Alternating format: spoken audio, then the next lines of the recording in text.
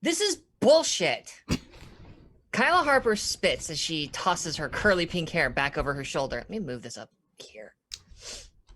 She collapses onto one of the sofas in the common area, her head resting on her hands as she leans forward onto her trademark blade. It's the rules, retorts Benjamin Fryer. He pushes his glasses back into place and frowns. Which either of you would know if you ever read the rule book they handed us. You can't just go around breaking them whenever you feel like and not expect consequences. Kyla digs the sword deeper into the floor with a huff. Consequences are also bullshit. Maximum Sinclair watches the snow drifts down gently outside, a smile slowly creeping across his face. You know, it's funny you should mention rules. Benjamin goes pale. There's only one thing that smile means. It's the same smile that got them into this mess. Max, no. Max, whatever you are thinking. Benjamin is cut short by the sudden appearance of Kyla's blade between the two boys. Hang on, Benny. Let him finish. Maximum turns from the window, hands in his pockets. His eyes sparkle with the madness of youth. They say they want us to play by the rules, right? Well, I don't know about you two, but to me, that sounds like a challenge. And here at Firebrand Academy, Kyla's eyes go wide. Ben's eyes go narrow. Wait, Max, no, you cannot solve everything by fighting, Max. Wanna bet? Max smiles. Kyla giggles. Ben collapses into the sofa. An excerpt from To the Max, Volume 1, Chapter 11, Snow Day. We open on the common area of... Let's say we're up on the 6th floor. The sounds of clashing metal and flashing lasers fills the air. The lights having been dimmed down, and a large screen television puts forward its neon glow into the room. When we turn the camera to see, it's being like washed over the faces of several people we recognize. Some with headphones, some with swords, some with pointy blue hair, and some with ushankas. As playing out before them, we see on the screen a stylish, cool, sexy, amazing giant blue robot blasts through space. Wow. Cutting down just these awful, like, ostrich-shaped machines. Their little spindly, crappy legs kicking at the space as they're just rent in twain by me knocking over my backdrop.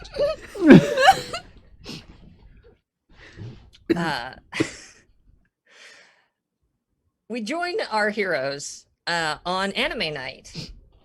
They are here in whatever arrangement they find really fits them best, whether it's upon the love sack or perhaps at one of the many provided chairs or the massive sofa there. Some other students mill about in the background, people wandering through right up until like, oh, hey, that's kind of cool. And then they realize, oh, it's anime. And they just keep walking. Because, I mean, let's be honest. Anime people are scary. And as the robot battle, the cacophony of explosions and fire and just ripping metal music gets to its crescendo and slowly comes to a close, and we see the sexy and amazing heroine of the show climb out of her signature blue robot and begin to make mad passionate love now. No. One of the students turns towards the other. I'm the GM. You have to let me do this. It was in the robot.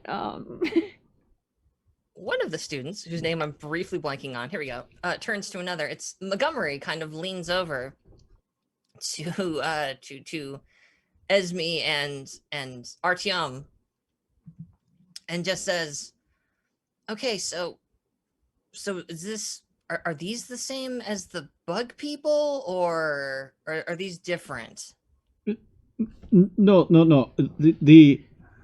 They show up much later in the series. They are featured very very prominently for finale of these. But this right now, this is just jobbers. Yes. Jobbers. Is that like a kind of pilot that I'm just not familiar with? No, they're grunt this mechs is anime designed to be lingo, right? destroyed. Ah, you destroyed. He takes out a small pad. You destroyed jobbers. Interesting. Okay. Now, so tell me here. So, how are they staying stuck to the hull plating? You know, in space, there's really no gravity. This doesn't make very much sense. It is an anime. They have magnet boots or something along those lines. Oh, Magnets. Okay. I'm sorry. I'm talking too much during the show, aren't I? Yes, you are. You are very lucky it is in subtitles so that we can read what is happening. You've seen this already. I know it by heart. Okay. So we're watching the subbed version. Well, we've been helping with your English. So yeah, we doubled. It's work and play at the same time. It's probably the subtitles on the dub so you can hear Maximum as well, but also read along with it so you can read and listen at the same time.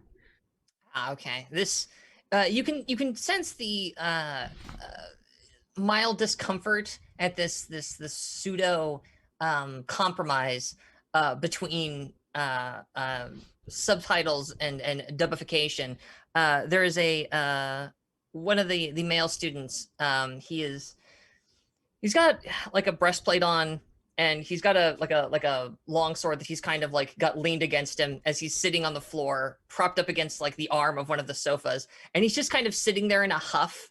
Every time a character addresses another, he goes out of his way to say like, oh, well, for that character, they use their first name because they're on a very familiar basis. But for that character, they always use their last name and this honorific. And did you know that, like in the original version, that the doctor there, he always spoke with and just on and on and on and on, as like every time, just right as somebody's speaking, just to kind of make it clear that he does not appreciate that we're hearing the English voices. You've come to learn.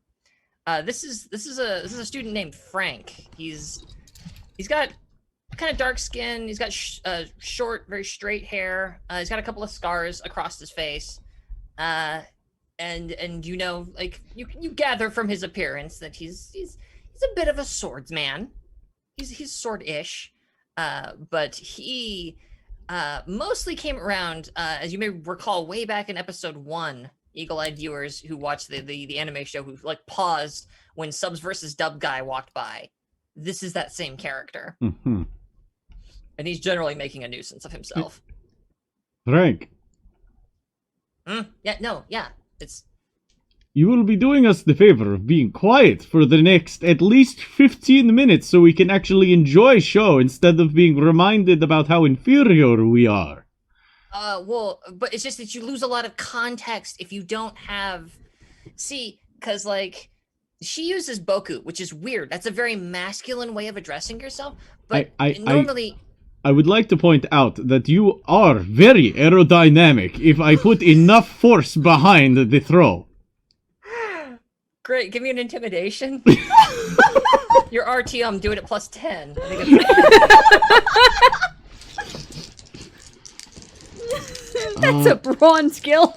So this is going to be a 75. Sweet Christ. Yep, I did it.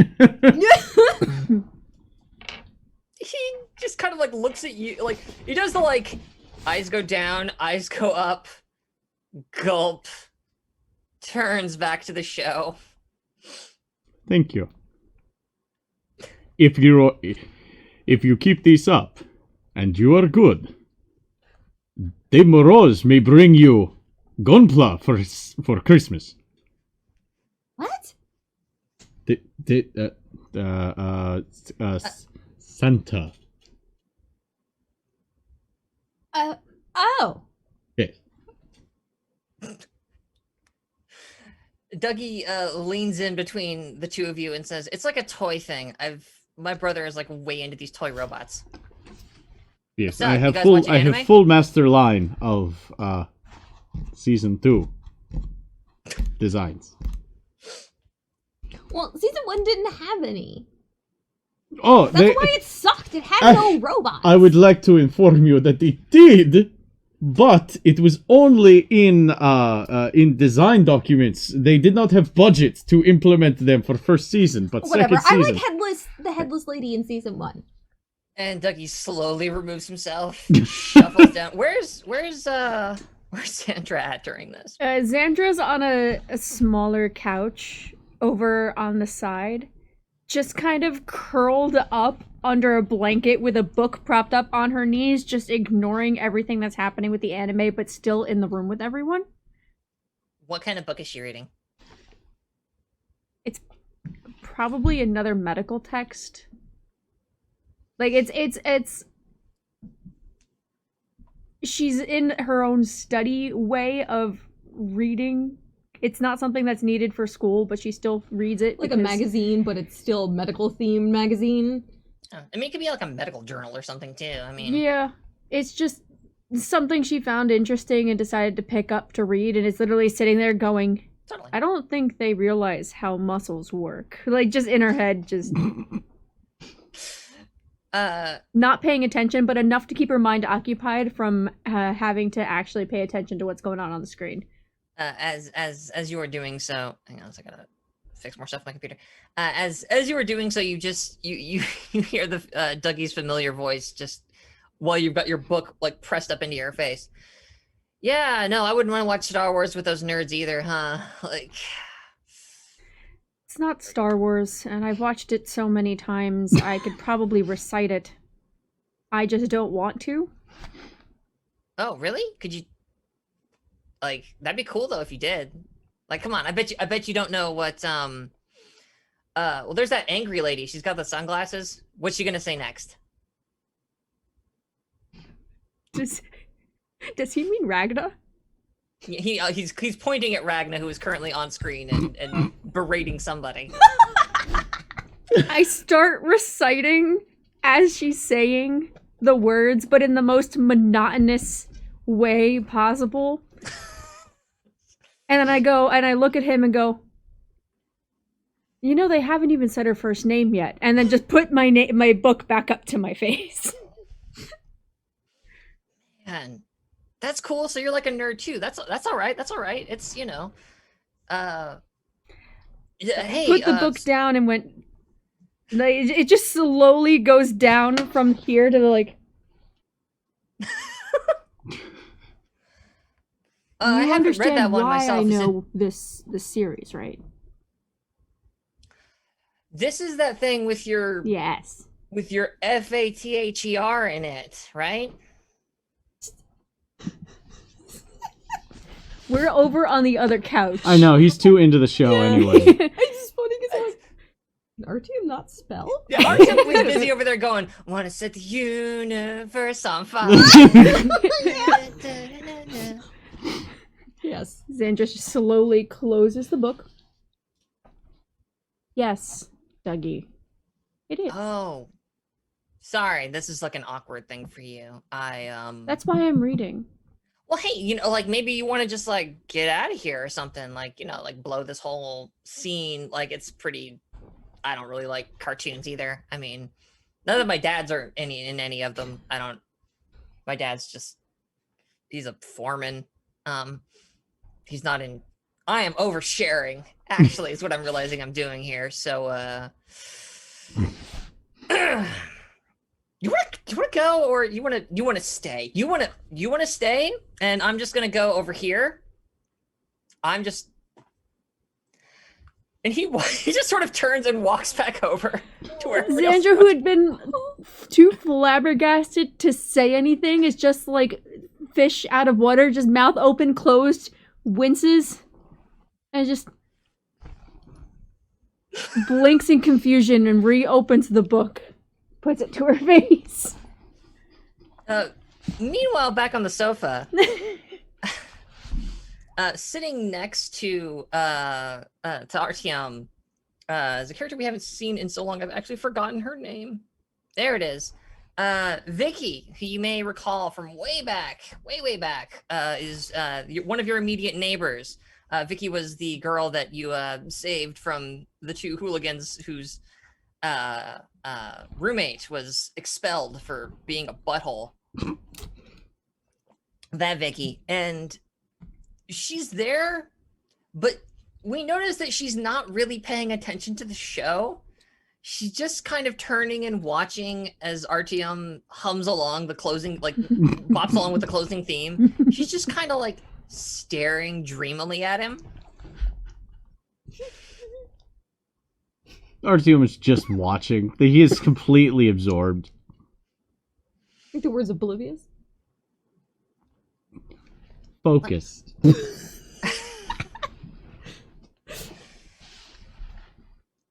And as the music kind of like comes to a close, she sort of like blinks and we should watch the next episode. We should, because I mean I don't have anything else to do. And he turns, grabs her by the hands, and holds them up. She blushes. It's that slow, like just turns red from the top down. You wish to binge watch with me? Yeah. Good. You are stage friend. Grabs by the shoulders, pulls in close, and hits next. Okay, so she just like in the anime version of this, she turns beet red, and there's just like steam coming off the back of her head. as you queue up the next episode, like it goes back to the title screen of the DVD, and you like queue up the next episode, and we get the last time on Stellar Age. Good impression. Moment while I remember who else is in this room at the time. As the intro stuff is rolling in, Joey, who you didn't even entirely realize was there, Joey's just kind of under a blanket. You just hear, "Didn't we just watch that though?" No, I remember this part. Yeah. Yes, You're on this the is why we watch it station. again. Oh, this is a recap, bro. Nice. Yeah. Xandra slowly sinks further and further into the chair. Just nope. Mm-mm. Well, they have to be up to date because I is there a season 3? Is there more? Is there more to this? Is this all that there is? It is currently in production. Okay. As you ask We're that, announcing things. Luther just very ominously leans down into frame, like bending halfway over at the waist until he's like at eye level, like right at head level with you. And just says, "This is all there is. No, this can't be all that there is. This is it. What? There's this, and then there's nothing." Wait, well, there's clearly not nothing because I mean, you're standing right there, dude. There's no more. There's just this. Well, that's why I have to try and make friends with them so that when I'm no more here, I get to be where you are. And otherwise, then there'd be nothing. Friends are good. He bends back up. Jesus fuck. Just sort of straightens back up. Esme, could you have conversations with other friends at lower volume while we watch show? Sorry. It is distracting, is all. Didn't mean to frank it up. You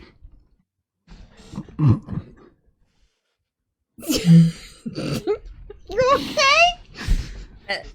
As episode 2 kicks underway, or episode 2 of what you're watching, rather, you're obviously well into the show, and we see our sexy and beautiful heroes descend into an asteroid base, from whence they will probably return. Walking by, you hear the smug, self-absorbed sound of, again, someone we haven't really seen for a while. It's our good friend CK, just sort of sneeringly going, "Oh, so we're watching cartoons now? This is Wow. Yeah. You know, we could, instead of being like training to be the best, everyone's just here watching cartoons. Well, 3 of us, and he slicks back his hair. 3 of us are gonna go outside and you know, sneak out, maybe have a little bit of a time on the town, but you kids enjoy your cartoons, I guess. Do you need that other leg? Xandra goes back to reading. Wait, where you going?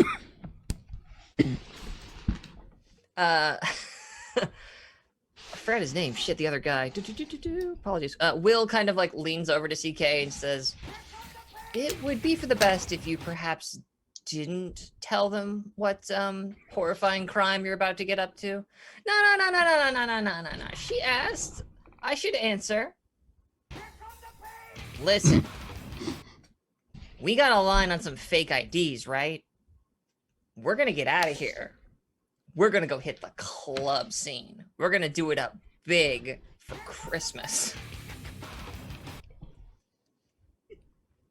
As we kind of looks over to like our team, Mouth's Club. Our team stands up,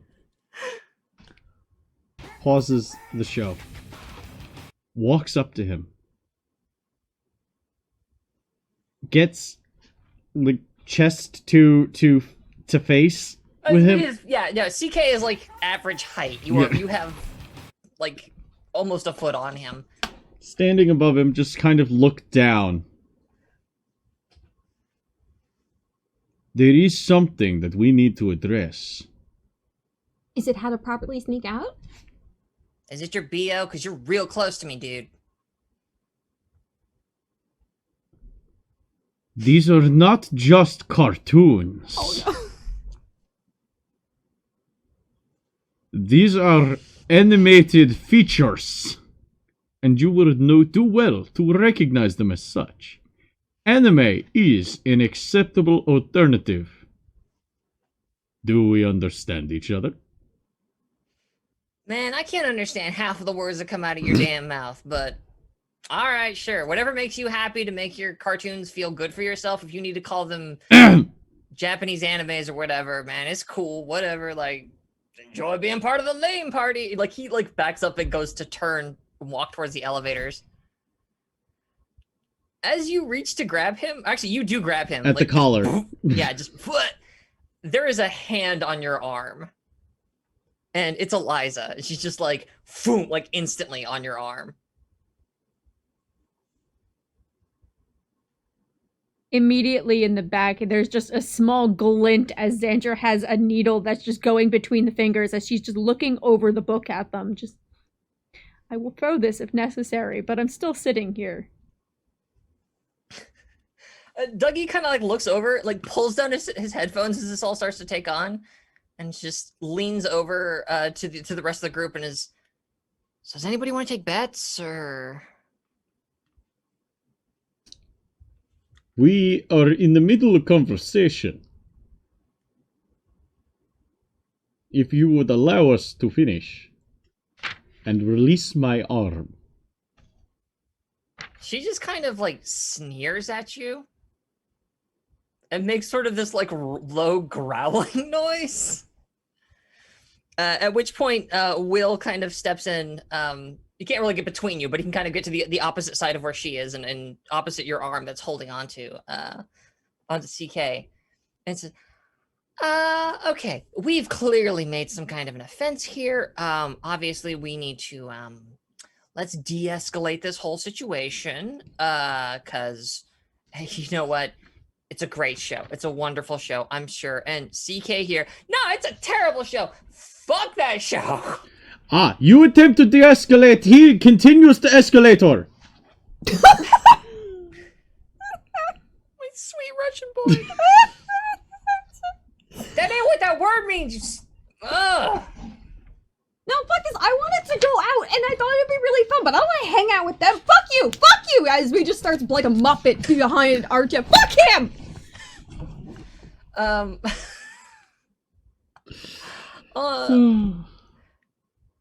At which point, the door opens up on the escalator, writing in from Holy shit! Brad! That doesn't come up on the fucking... I just saw Xena and Gabrielle were getting wet! The hell? Thank you. Normally we stick to the show, but take a second to say thank you for the $100 donation. What the fuck? Whoa. Yeah, I didn't get any notification about that. Holy Yeah, crap. neither did I. That's insane. Because it goes through... It doesn't go through Twitch's algorithm. It goes through Streamlabs? Streamlabs. The fuck? Thank you. Thank you so much. Holy cow. Yeah, that's a very merry to you and yours. Oh. Shit. I just lost my place. I gotta find it again. Same. Man. Yeah, alright, so holding on to the back of his, yeah. And then, like, the elevator you're standing in front of boom, opens up, and, standing there, strangely, even in this tiny elevator, her giant ninja scarf kind of slightly fluttering behind her. Carla is standing there, and just kind of, like, looks out at the... Am I interrupting something? No. Well, maybe you can help settle a discussion here. Oh, God. Tiebreaker! Hi, Esme. I thought we were gonna watch anime. This has to do with such a topic. Oh, God. Are anime cartoons, or are they animated features? The doors of the elevator slowly start to close. Wait! you hit the door stops. She kind of like, she's looking around the room trying to figure out how to get out. Oh God. Okay.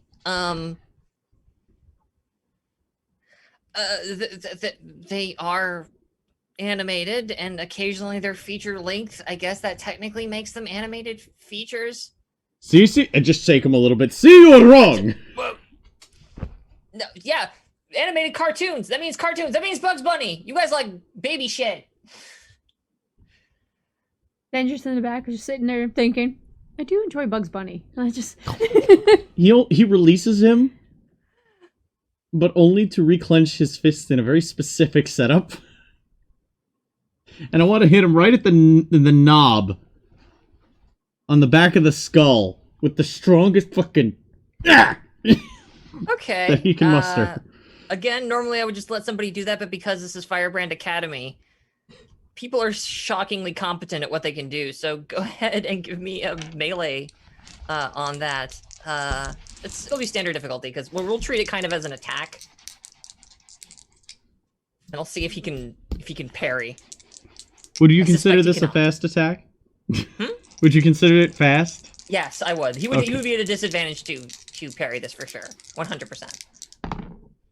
That'll hit. Okay, I'm and scream Detroit Smash. 'Cause yeah, 74 is not going to cut it, CK. Ow!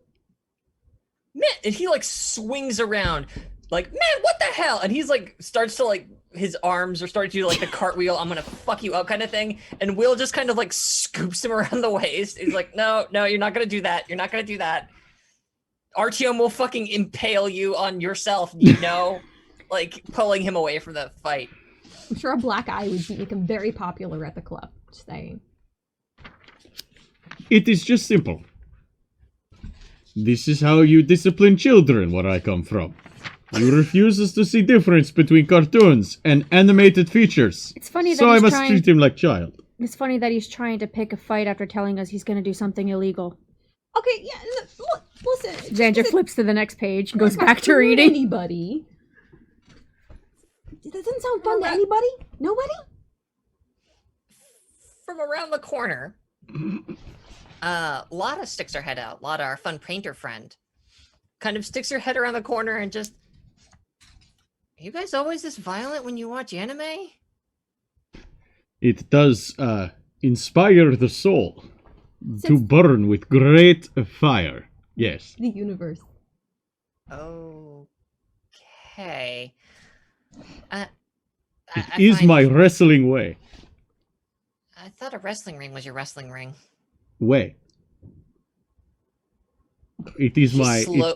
it is my fighting way the Will of Fire fucking ninja way Naruto bullshit. Well, no, that would be other damaged girls. Yeah, no, no, Carla. Yeah. Oh no, yeah, I know all about that. You're talking about ninjutsu, which is the ancient art of like spycraft, but also it's a mystical.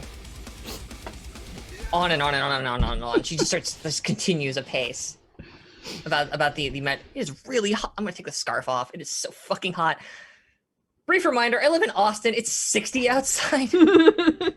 I cannot be this cozy. It's Kind of wonderful sweltering. weather. I've got a fan going. I'm about to open the window. All right, there we go. Just make it sultry, slightly off the shoulder. Saxophones. Oh my god. I hate. How do I turn these back? There we go.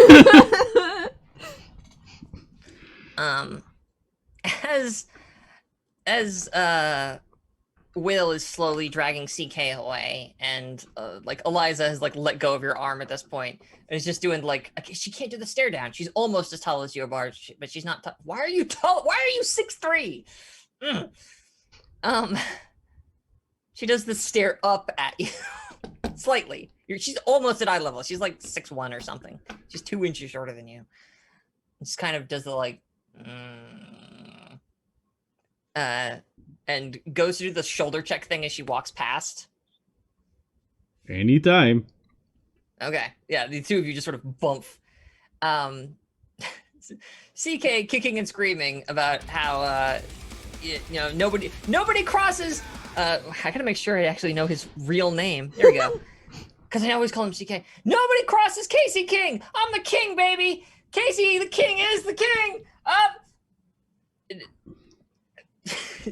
You suddenly hear students are asked to refrain from yelling in the hallways during quiet hours.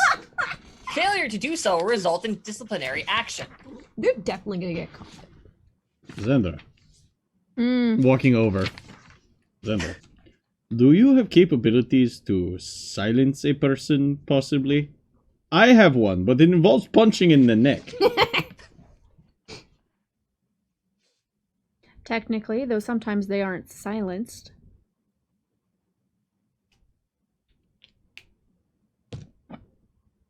This confuses me. It confuses them too. From the floor, Frank just looks up and goes, "You are a spooky chick." It's not me. It's not me. It's not me. Yeah, I've heard that a lot. Xandra goes back to reading. As swiftly as it had begun to fade, you start to hear the lay out. Okay, fine, we're going of CK and Kadri slowly returning. This time being marshaled a bit by a trio of referees. Each of these referees is holding like a big tray, and on the tray there are a series of not graham cracker, what's it called? Gingerbread. Of like gingerbread squares with it looks like something written upon them.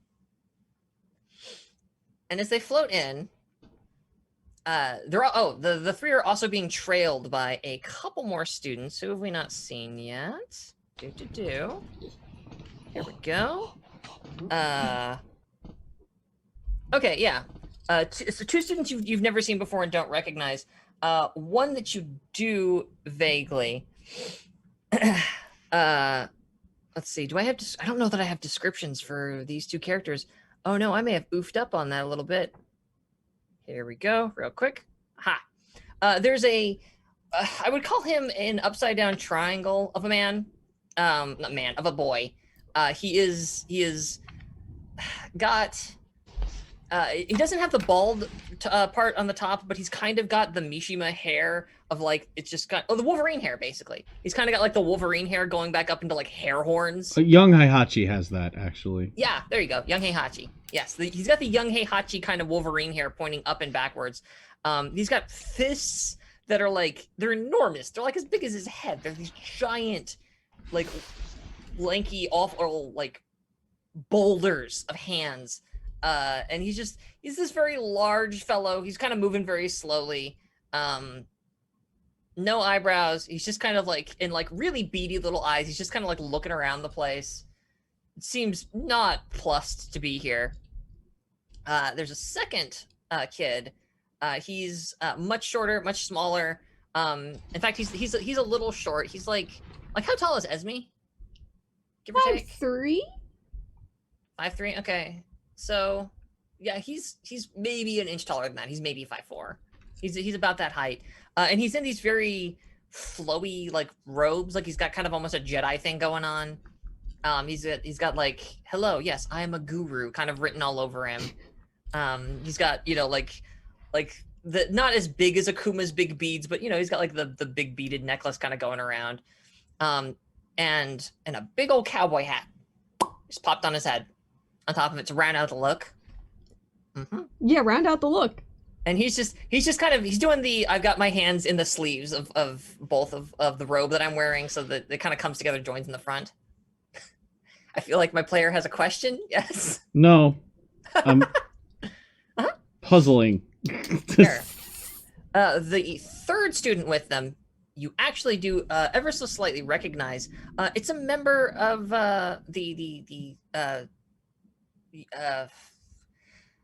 so here's the thing, right? It's a 3-year school, so there's no sophomores. So does it go freshman, junior, senior, or freshman, sophomore, senior?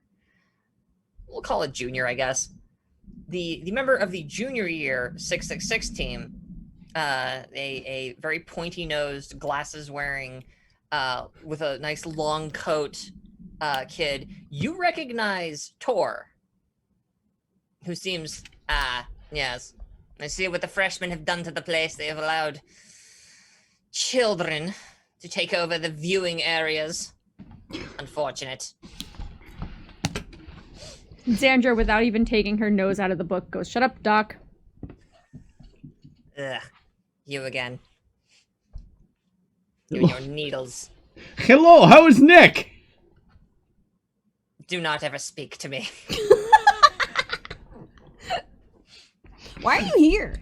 Did you have friends somewhere? We've got all of these. I should have written a speech for these fucking referees.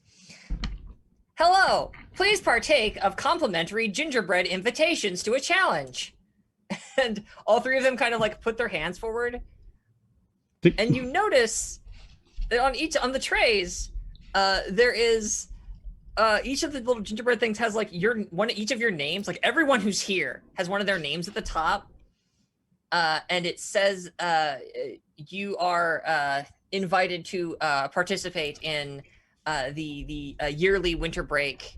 I should have come up with a clever name. The yearly winter break challenge. It's very mysterious. Seasons beatings. Yes. Seasons beatings.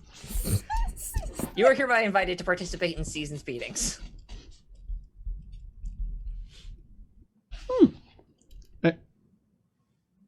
Joey pushes past everybody and says, "Snacks, righteous!" Grabs one and just starts harping it into his face. He's eating gingerbread. Sign of acceptance of challenge. The challenge has been issued. You are being issued this challenge because each of you has been carrying too many demerits for the year to warrant a winter break. What? I didn't pee on any statues. Not one. Not one. You broke a door. You broke a door. Tor did lets out break kind of a doors. sigh. I've broken several doors at this point.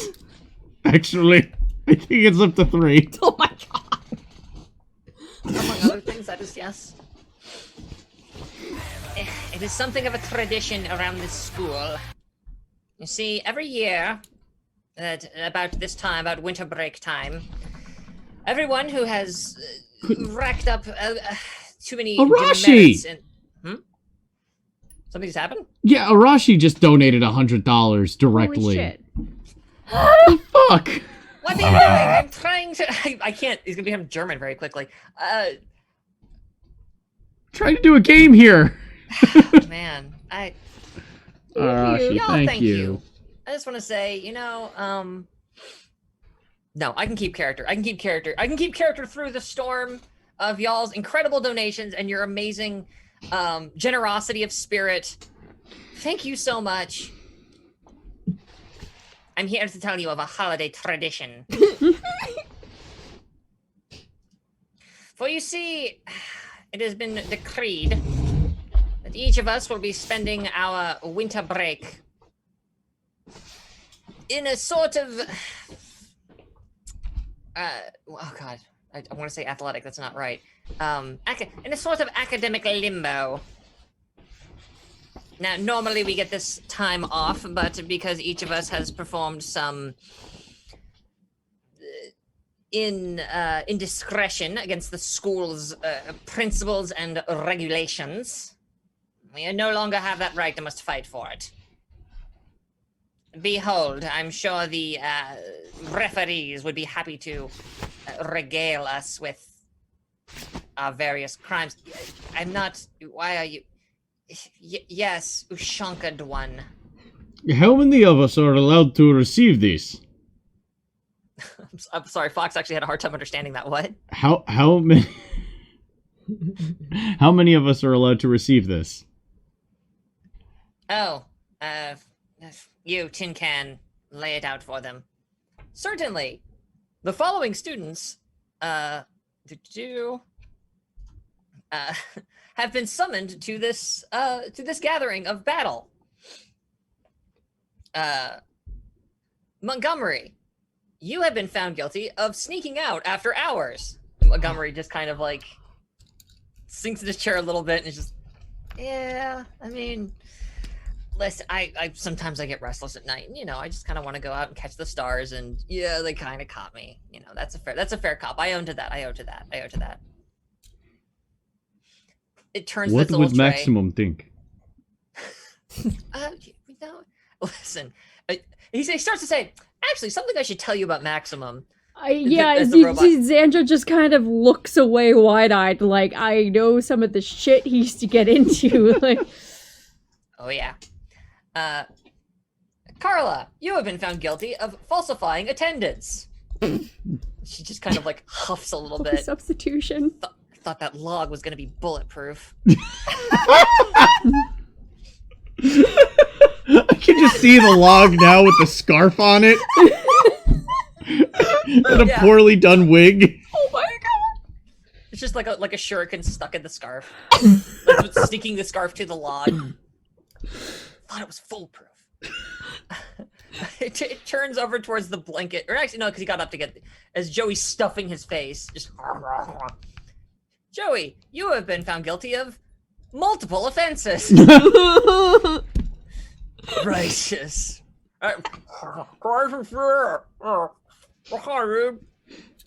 Turns. Who next? Dougie, you were not present for your arm exam. He just like he pulled his headphones down long enough to hear that, shrugs and puts his headphones back up. Another. God damn it. Lana is actually coming around the corner just to kind of like, what is going on out here? Lana, you have been found guilty of unauthorized use of school materials, building, for construction of mural. I mean, okay, yeah, I didn't have enough. It's really pretty. Graffiti! I did this big mural of Harper over on Harper Hall, and I thought it would be really nice. It wasn't authorized, though. They're absolutely right about that. We could. I am so disappointed in all of you. What? Wait a minute. First of all, that's art. Stryker would absolutely be like, wonderful, your spirit, creativity. We could go down to his office right now. You, though, you. Don't judge people. It's art. That's art. Mr. A. Stryker is not part of the disciplinary council for the school. He is an art teacher. Students are asked to refrain from painting the sides of buildings without authorization, or they may face academic punishments. It just turns. Eliza, you have been found guilty of persistent insubordination. And she just kind of like... That sounds about right. Casey, CK, you have been found guilty of gambling, misappropriation of school funds, turtle racing. Turtle racing? William, you have been found guilty of unauthorized use of bathroom facilities. Wait, That's going to sound super weird. The faculty room, they have got a primo like setup. It's so much nicer than the publics in South Do they Florida. have like waiting room with couch? Yeah, it's incredible. They have little mints in a tray. We don't get little mints in a tray. What? They have candy in the bathrooms? See, now you see why it was worth it. Robot turns again. Vicky, you have been found guilty of arson. Oh man, I have the coolest friends. She sinks into the sofa and just kind of like she starts to like look up and meet Artyom's eyes and like turns beet red and like kind of looks away again. With intent or? There was an accident in one of the labs. I'm really strong. One thing led to another. One thing leads to another. I am led to understand is to refer to sex times. How did this happen with fire? Well, so I had this big container of kerosene, and well, and the referee continues. Frank, you have been found guilty of gambling. Parentheses, turtle racing. He then turns to one of the two students you don't know, the large triangular bald gentleman. Cerberus, you have been found guilty of breaking and entering. Parentheses, school council room. I was just trying to get some. Listen, my girlfriend, she locked herself out. I had to hit the door. It's whatever. He turns to the men in the robes with the cowboy hat. Zeke, you have been found guilty of gambling. Parentheses, turtle racing. It's a ring? And finally turns towards Tor. Tor, you have been found guilty of gambling. Parentheses, freshman racing. What? Participation in the challenge is not mandatory, but it is highly advised if you wish to continue to enjoy your student break or your winter break. They didn't Otherwise, call us out. Are please we not report part immediately for detention and for detention. There. Wait, what did Xandra do? Sorry, what? What did Xandra do? Oh, right. Yes. Team 666 incident report. Multiple offenses reported. Destruction of school property. Dorm doorway. Destruction of school property. Dumpster in quad. Destruction of school property. Door and entryway to South Hall. The Sinclair building. Destruction of school property. Flooring and door at first floor faculty offices. Destruction of property. Plant on third floor in East Hall.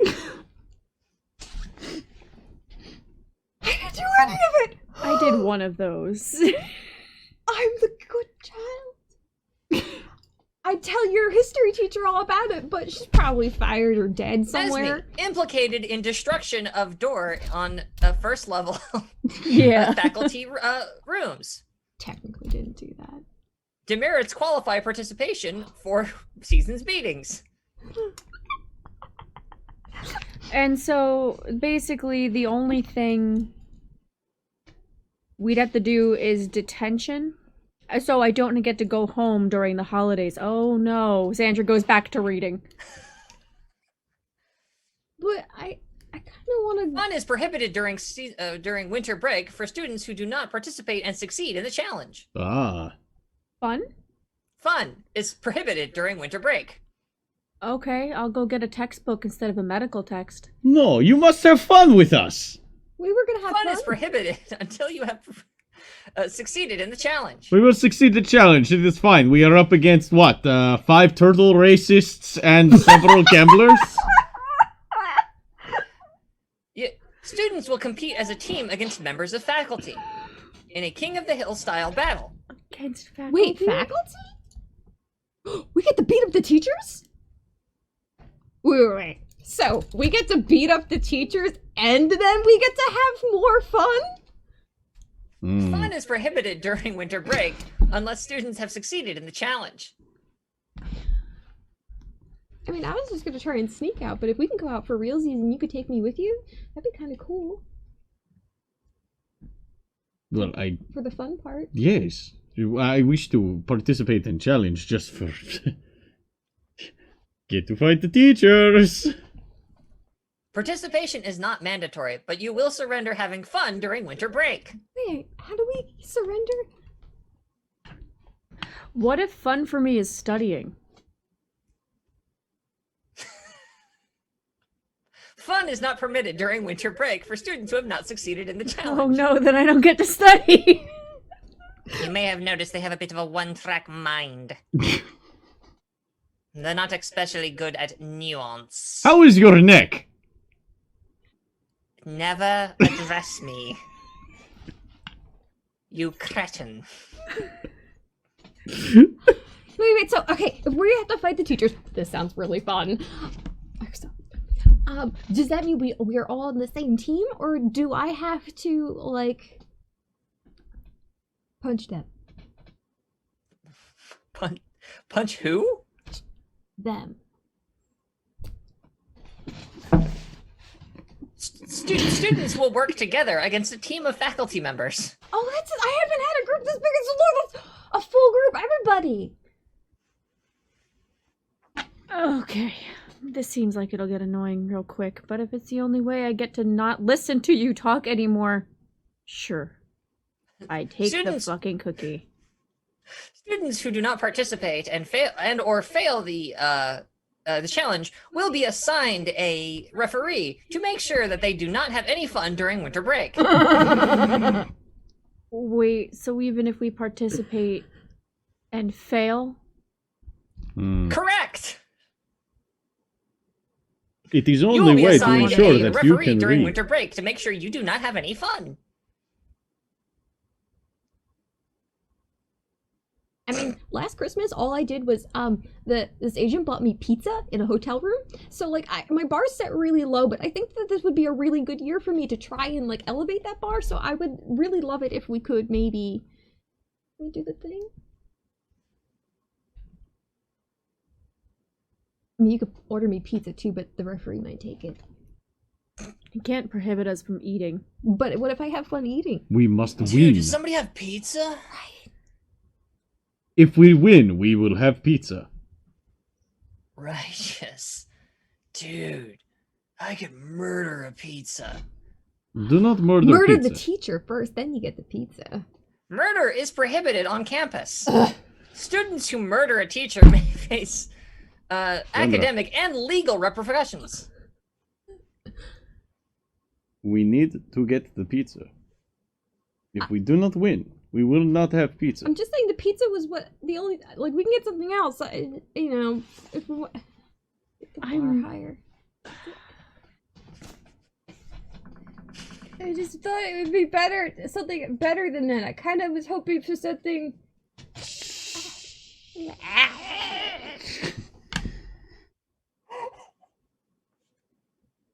I'll keep you guys alive during it.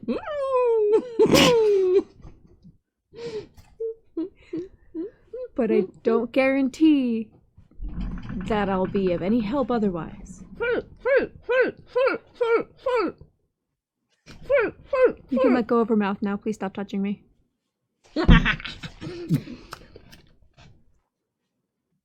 tastes like I stand up and grab the cookie with my name literally on it and just take a bite and sit down and go, oh, God, sweet. If you're not gonna eat yours, man. I hand it off to Joey. Nice. let's see, 1, 2, 3, 4, 5, 6, 7, 8, 9, 10, 11, 12, 13, 14, 16 of you gathered in this place. Make your way out of the building. You notice as hang on. Who's taking the elevator? Is anyone? I go down the stairs because I've learned my lesson from getting into elevators randomly. Most of the students take the stairs. Dougie's like over there by the elevator and like sees your trio kind of go down that way, and he just does this like, I'm walking towards the elevator. I'm turning this way to go down the stairs. It's like just totally smooth. Vicky also just kind of like, and like you guys have all gone down the stairs, and she just kind of like panically follows and is like just a couple of steps behind you guys as you're descending the stairs, not quite working up the gumption to get up to where RTM is. Everybody else piles into elevators to go down. RTM takes a little extra time because for every flight he goes down, he runs back up and then goes down one. You turn around and it scares the living crap out of her, and she kind of like falls back on her butt a little bit. Are you okay? No, yeah, I'm good. I'm fine. I'm good and fine. You notice that behind her, the entire step is like cracked where her hands landed. And as she pulls her fingers out, like there's like rubble, like goes, like her fingers were sunk into the stairs. Oh wow. I'm fine. It's good. Everything's great. She just like rushes past you, starts heading down the stairs. And continues back to running. Dougie leans over to Esme and to Xandra. He doesn't know, does he? He's not like picking it up. With great effort, we're trying not to. Right? You know, because...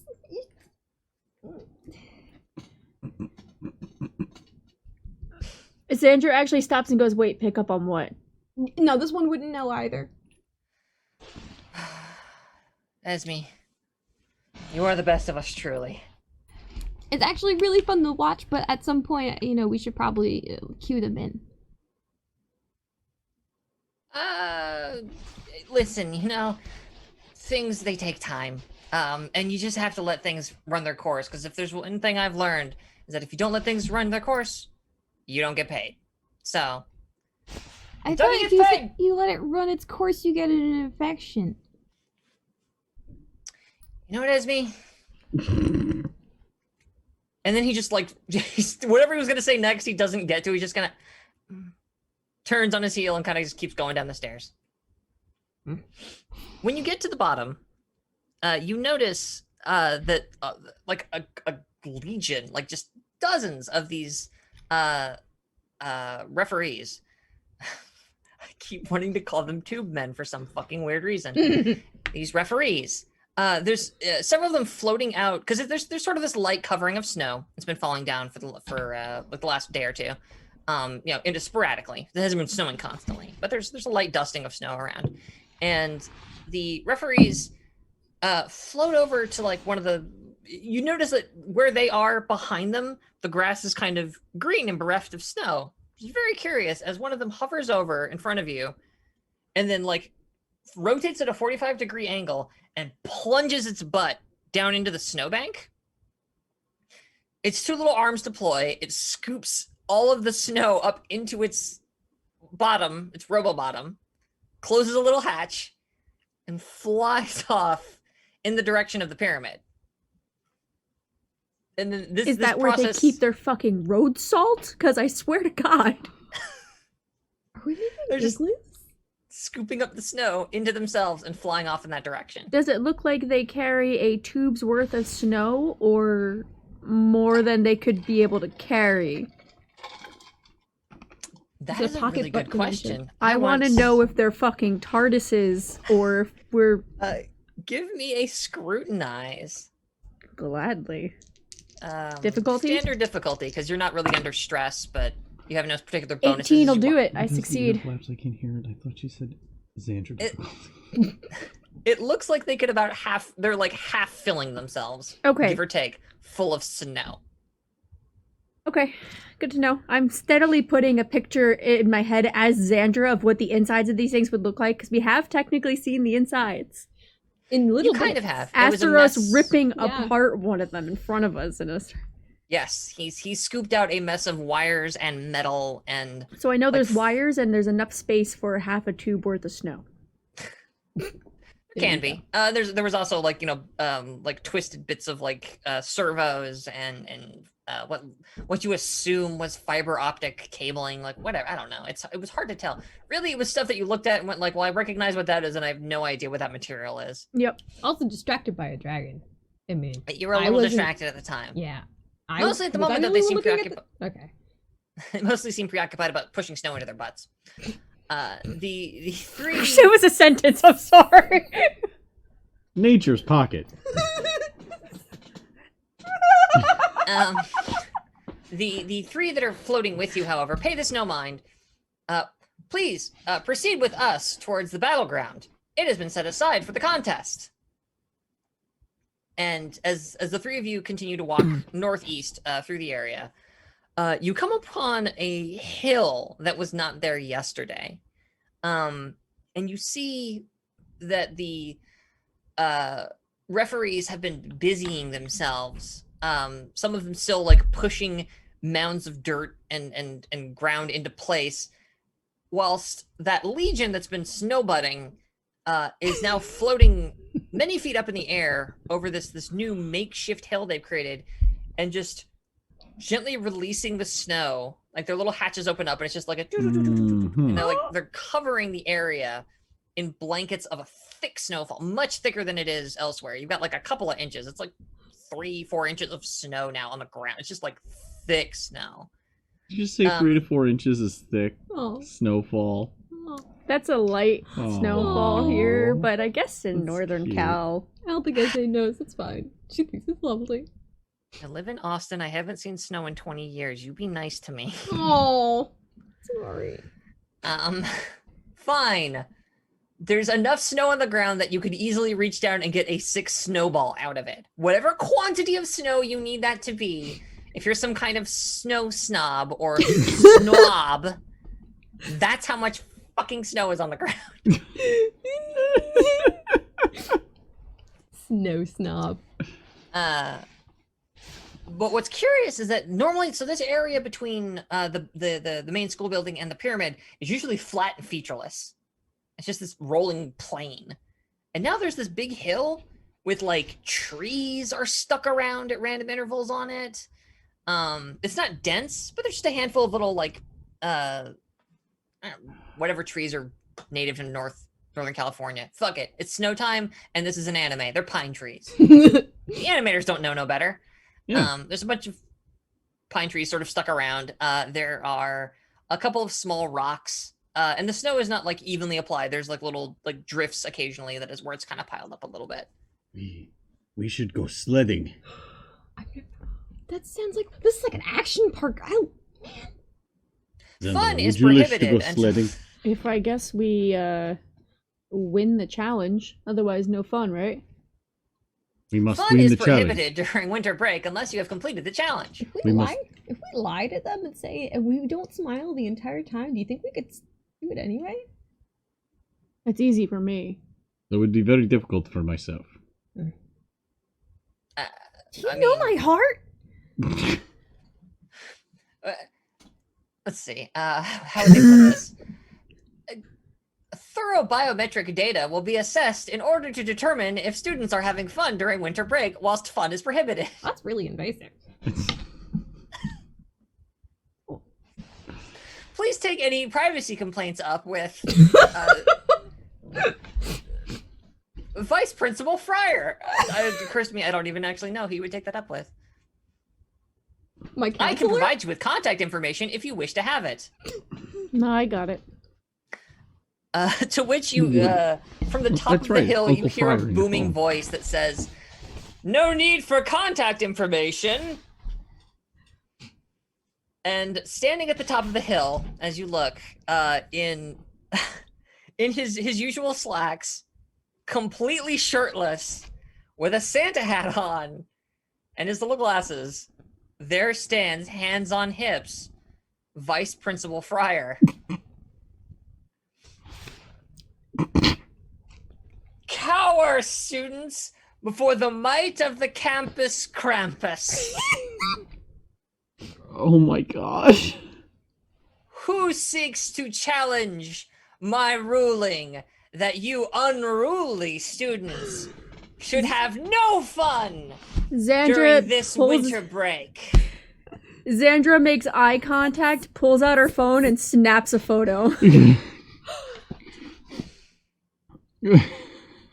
You notice there's also a couple of silhouettes behind him. There are clearly other faculty there, but there's essentially like a little embankment of snow up at the top, like a little wall of snow that several people are standing behind, but he is stood up on top of that wall. Campus Krampus. Don't tell the robots, but this seems fun. Campus Krampus. He's just standing there, waiting to see who dares to challenge him. Why is Vice Principal Fryer dressed as a holiday stripper? Wait, is that a thing? I think so. Holiday stripper? I have heard stories. Yeah, You there are have to tell things. me those stories. There are some guys I know at gym who actually work out regular. Anyway, why is he dressed as such? Holiday spirit. Wait, so we all take our shirts off? It's gonna get No. really cold. No? God, who would stop you? She's just like slowly taking her sweater I off. think it would be like a combination. Like you get tackled by like Carla and Vicky are just like, no, Esme, no, no, you're good, you're good, you're good. Students are reminded to adhere to dress code guidelines whilst participating in any extracurricular activity. Gestures towards the campus Krampus. Students. He's not a student.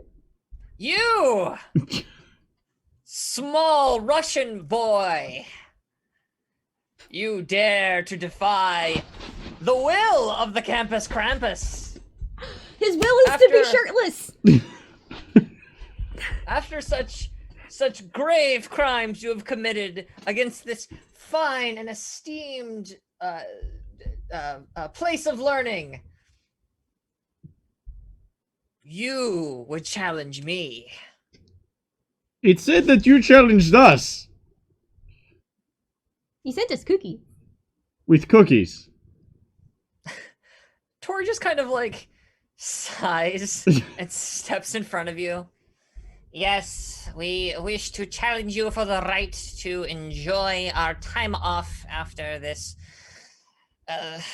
terrible school year of which we have worked so very terribly hard, and if we win, we get to have our winter break. Can we please proceed with the procession of pain now? Do you think Torque has fun? Ever? Hmm. I think he's disqualified. What do you think he does? On vacation. Poor Annie. I collect spores, molds, and fungus. Print is dead.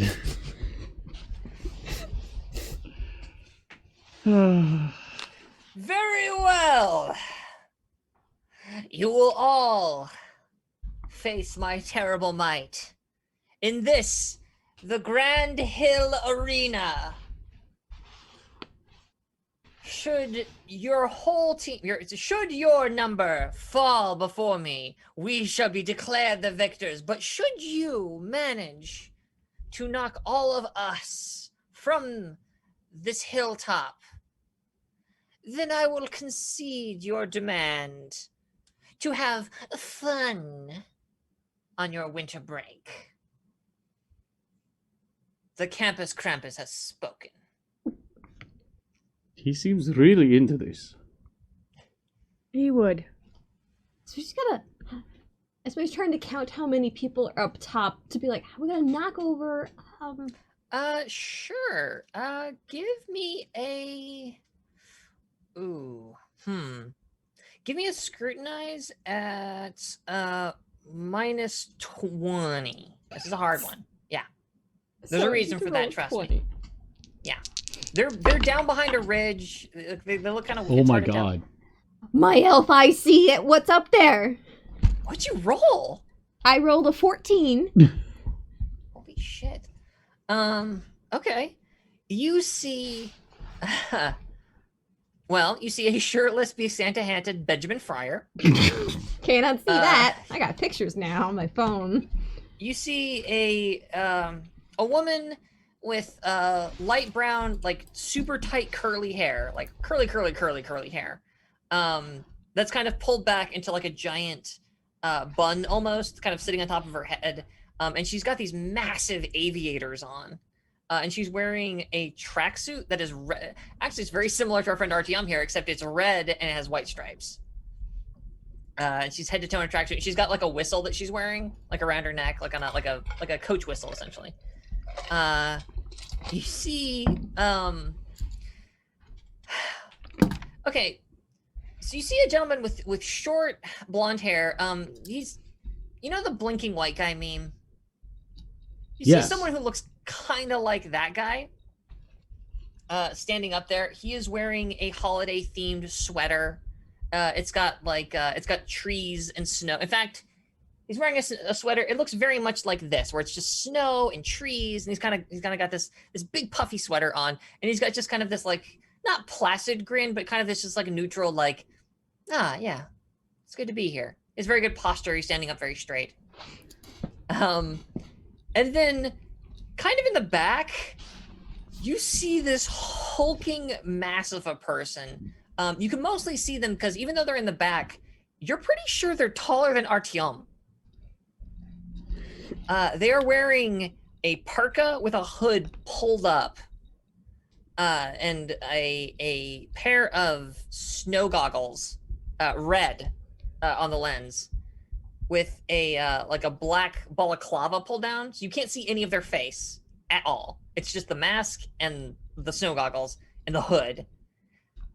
Big old parka, like big giant snow boots, big giant like gloves, and they appear to be holding something. You're not sure what, but they've got their arms kind of apart, like they're holding something. It's the snow removal team. They're just there to help. And finally, it's weird, but for a brief second, you see a flash of something against the white. I'm not sure what it was. Like the light catches something weird and the texture seems wrong. Like it's glittery snow and then it's matte and then it's glittery snow again. And you look again and whatever it was, it's already gone. So all told, you count 4 presences, like 4 people are definitely at the top of this thing. A referee enters the area, does its little scan of all the participants, including the faculty up top, and says, "God bless the ring." And immediately, your good subs versus dubs friend, who's I have so many names I have to keep track of. Please Frank? Excuse me. That's Frank. Draws his sword and charges up the hill, screaming bloody murder. In fact, he just screams, "For honor!" as he's trucking up the hill. And immediately, you're not quite sure where it comes from, but you hear a "foof," and a giant, like a ball of snow, like not really a ball, a mass of snow the size of him. Like we see it come out of the sun. The sun like twinkles, and it just goes, boom. And he's just legs sticking up out of the snow. Everyone else breaks for cover. What do you do?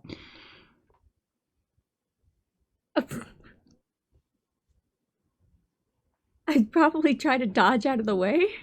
Well, I mean, there's not any snow coming down at you at the moment. It's just like he got plastered by that, so you now have an opportunity to act. Is there snowbanks already made, or do we have to like make one? There's some very low like chunks of snow that have been kind of like if you laid down you could get beneath them. You could build bigger ones. There's also a scattering of trees around.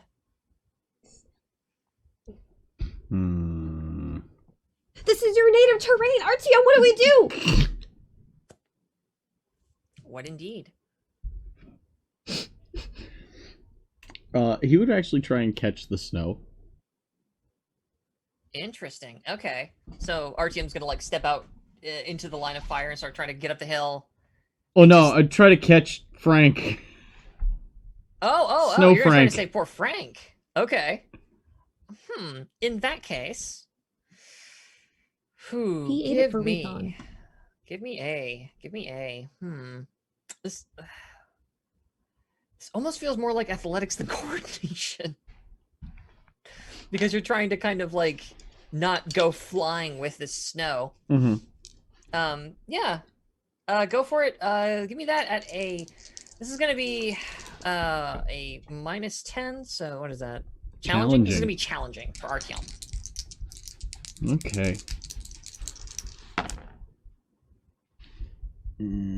That is a fail.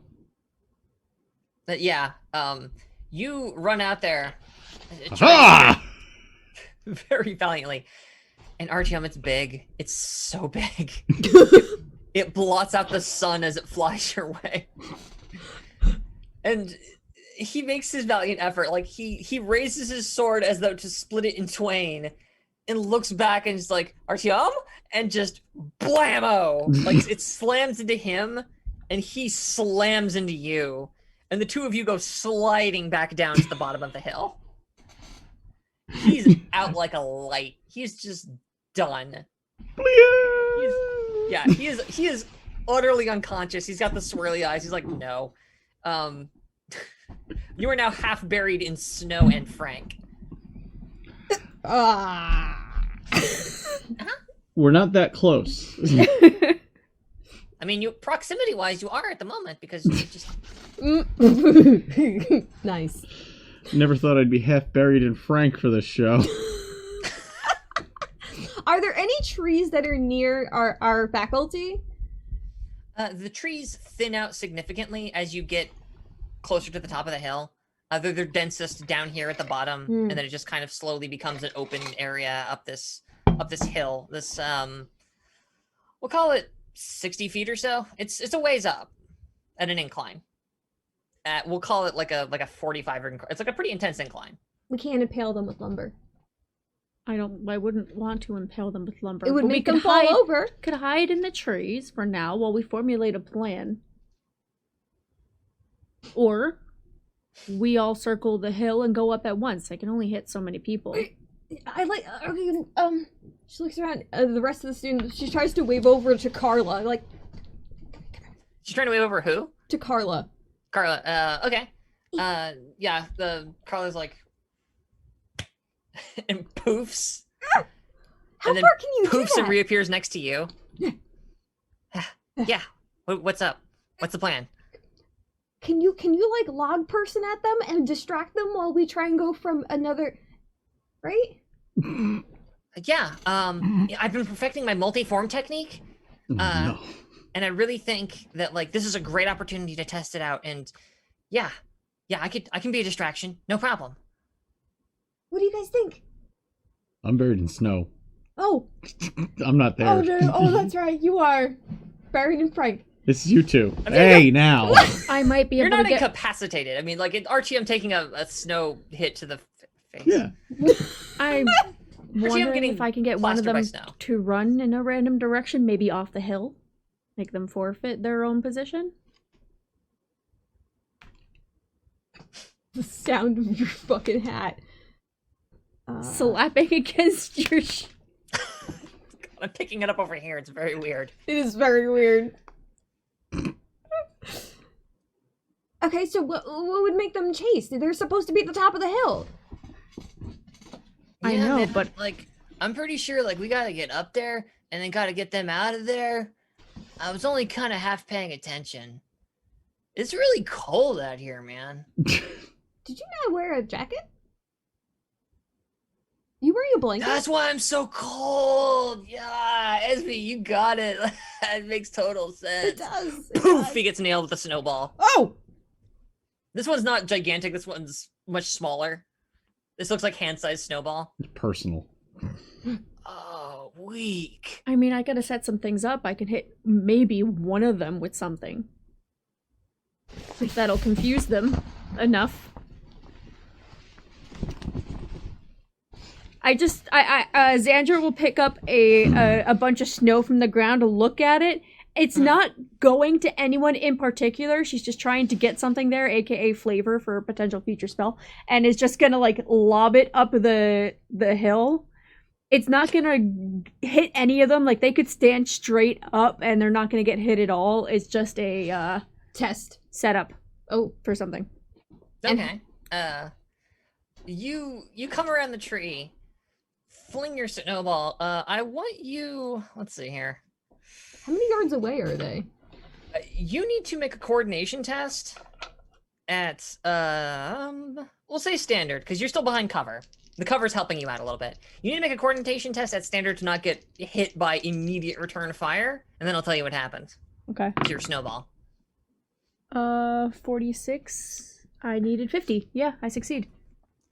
You pull your head back around in time as two snowballs go into the side of the tree. Your snowball flies, it arcs gently through the air, falls short of actually hitting anybody, and you just hear this peal of uproarious like, ha ha ha ha ha! Feeble snow attacks are nothing before the might of the campus Krampus. You'll have to do better than that. And I'm gonna try to Sinclair cast Scion. Addle Code from behind the tree, so the wires that were attached to the snowball suddenly attach to something as Xandra goes to pull. Okay. And it's gonna be on Friar. Okay. Ooh. Yep. Interesting target. Okay. Sure. Make your cast. Sneaky.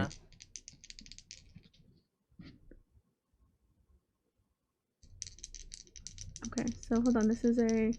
Focus test. Yeah. That'll fail. 70? Yes. What? I rolled a 98. Oh, that'll do it. Oh, okay. I was like, how did you... Ouch.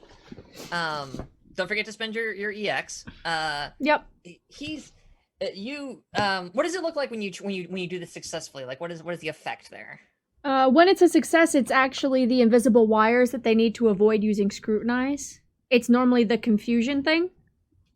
So it's these really thin wires that are attached to the needles that I had in the snowball.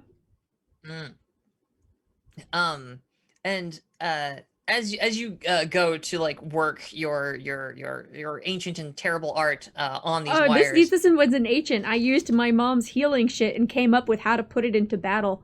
So it's like, this is stuff Xandra came up with. You feel like the wires in your hand are like wrenched free as up at the top of the hill we see the person. Again, you cannot get a gender on this monstrosity, like with the shovel, plants the shovel in again and like rips up your snowball thing and just like whoosh, and I guess the snowball comes flying back towards me and I'm like, oh, no, it goes up, and then the weird, like, blinking white guy looking motherfucker goes like this, and then does, like, we see in the slow motion, like, the hands going like this, but as they do, like, the trail is left behind of, like, arms, like, do, like, a multi-arm thing. And each one of those arms reaches up and swipes at the giant, like, ball of a mass of snow above him. And as they grab, they just start throwing, and it's just machine gun fire of snow at your position. Immediately, Xandra gets right back behind the tree, eyes wide. The wires that no one can really see just taut between her hands. She's just like, I don't think we're going to have fun this break. What? Students are prohibited from having fun during winter break. You tell him, bot. One of the snowballs, like, poofs against the side of the what's it called, the referee, and sends it ass over tea kettle. It just kind of how many yards away Because it's up, obviously, but how many, Yeah. like, roughly? As I think for a sec, because I actually gave a number a minute ago, and I'm gonna have to You do said the 60 math real feet quick. up, so that's... So 20 yards. That's 20 yards, but on a diagonal vertical, that means you add half the distance if it's a right triangle. Mm. Stop So, I know you said we're not allowed to have fun this break, but too much math. You know about the Pythagorean theorem, right? a square. 35. I would say about 35 yards. Okay. So yeah, that feels about right to my brain. Close enough. 30 to 35 yards. Lana is just kind of like crouched beneath a snowbank, and she's got like she has brought a very large paintbrush with her. Like it's like a staff with a giant set of bristles at the end of it. It's a And mop. she's just kind of crouched on it, just laying on it, going, "Okay, well, best of luck, guys, because we're all gonna die tonight." Wait, no, death, not tonight. I already talked to enough people that aren't there. That'd Well, be really awkward for me. I don't know. Did you get scanned? The robot pre-fight didn't do the scan. scan thing. Yeah, the scan was like, okay, so I guess technically we won't die, but it'll kind of probably feel a lot like dying, and I suspect dying probably hurts. Can we make... So, sorry, it's a mopey artist thing. Stop, stop that. Okay. We need some kind of cover closer in, right? Because we have all these trees back here, but that's not going to help us if we need to get higher up. So can anybody create some kind of cover further in? The inverted triangle boy, Cerberus, kind of goes, "Ah, you need cover? Yeah. All right." And he kind of does like a horse stance, and then punches down into the ground, and reaches back up and rips out like a big chunk of like dirt and snow, and then slams it onto the ground and starts like hand over hand rolling it up the hill like a dung beetle. I mean, Actually, he wouldn't be hand over hand. He would be punching it up the hill. it's Like a dung cover, beetle. Mm-hmm. Mm-hmm. so we get behind him and wait for an opening. Crude but effective. How's your neck? So help me. Ever speak to me again in any manner. Not Let us follow behind the punching person then, yes. Tor is just like walking at that point, like behind Cerberus, who's punching the snowball up the hill. Yeah. As staying low, like crawling like up, kids upstairs, Yeah. but Absolutely. staying behind too, but also like no. Xandra's also going to follow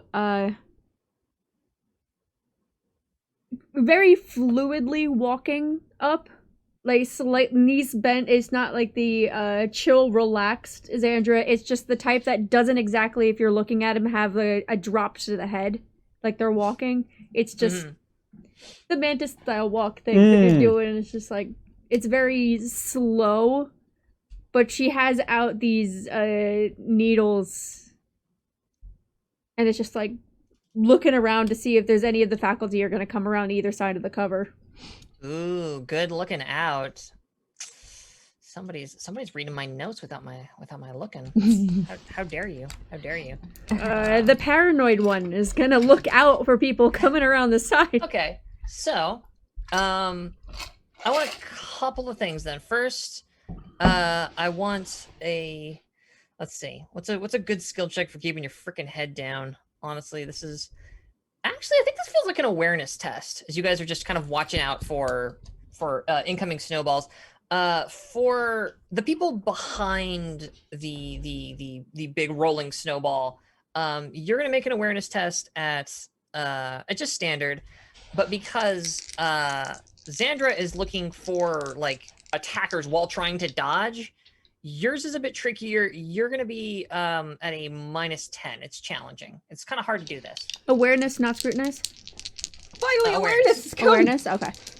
Awareness, yeah. Just because you're trying to be like aware of your surroundings. Scrutinize would be more like I actually focusing on a succeed. specific spot. Everybody made it. Mhm. Yeah. Okay. By one. I made it by 3! So Jesus. So yeah, like it's The two continue to work in tandem of like scooping up a bunch of snow and grabbing a whole bunch of like at one point like scoops up a big flump of snow into their face and like all of, like 6 or 8 hands, however many it is that you can fit on a person, like reaches in and like rips all the snow apart and like throws them in like 6 different directions and like it's like a shotgun blast of snowballs.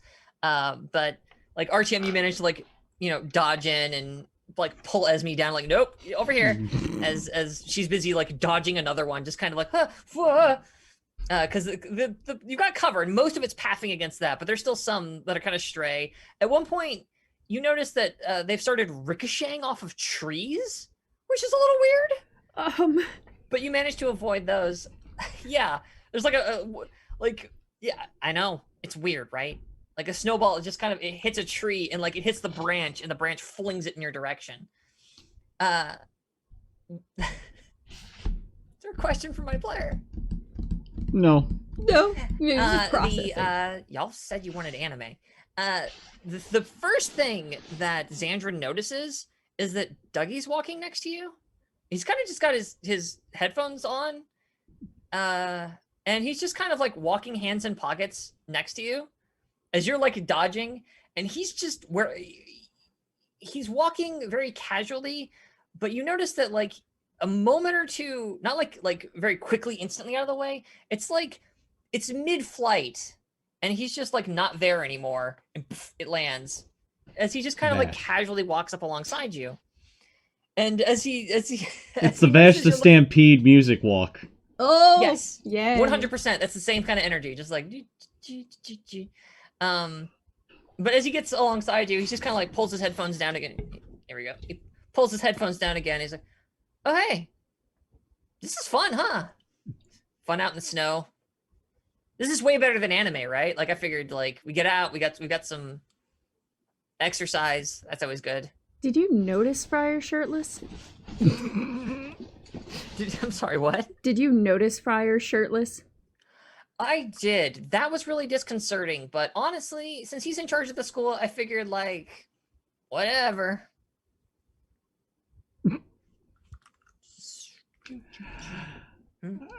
But I don't notice any of the teachers coming up around the side. You do. The other thing you notice.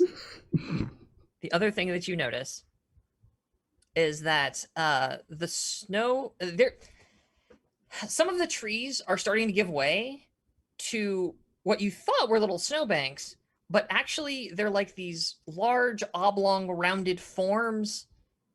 They kind of look like the backs of snowmen.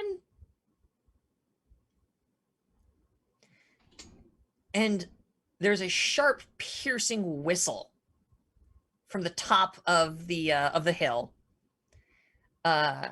As the lady in the tracksuit like furrows her brow and blows into the whistle, and it's weird because you hear it with your ears, but you also kind of like feel it in your rib cage a little bit. It's like it's a high pitched sound that somehow has the reverberation of bass. Oh, I've been to enough concerts. I know what that feels like. Oh, and one of those odd oblong constructions just past the tree line turns its coal-eyed and carroted-nosed face around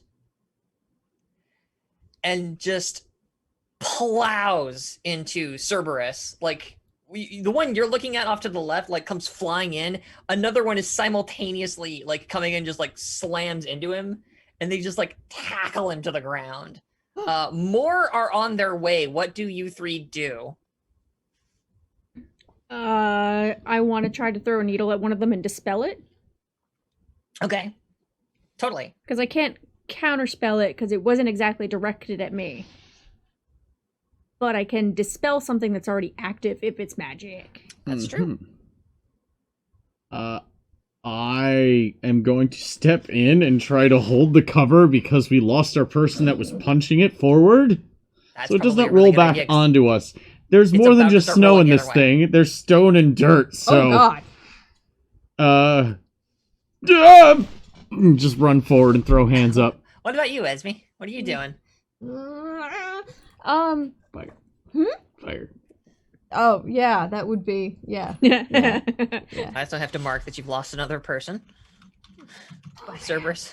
I wish I had asked everybody what all their skills are. It would have been a lot easier. I'm just crossing them off on my list. What is this? The end of every episode of Battle Royale? Yep. Did you hear 2 cannon shots in the distance? Quiet you. Yeah. Oh my god!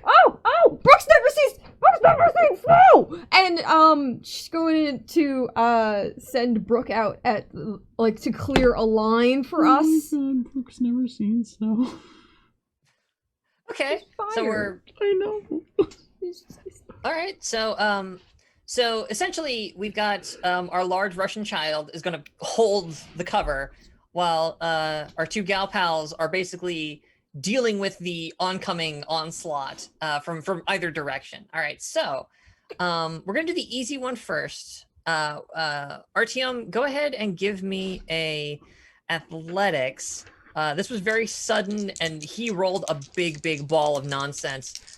This is going to be challenging. It's a -10 for you. The 2 of you, it sounds like you're casting spells, so go ahead and give me those spell rolls. Mind if I use a fortune? I would like you to actually keep our cover up, so I'm okay with that.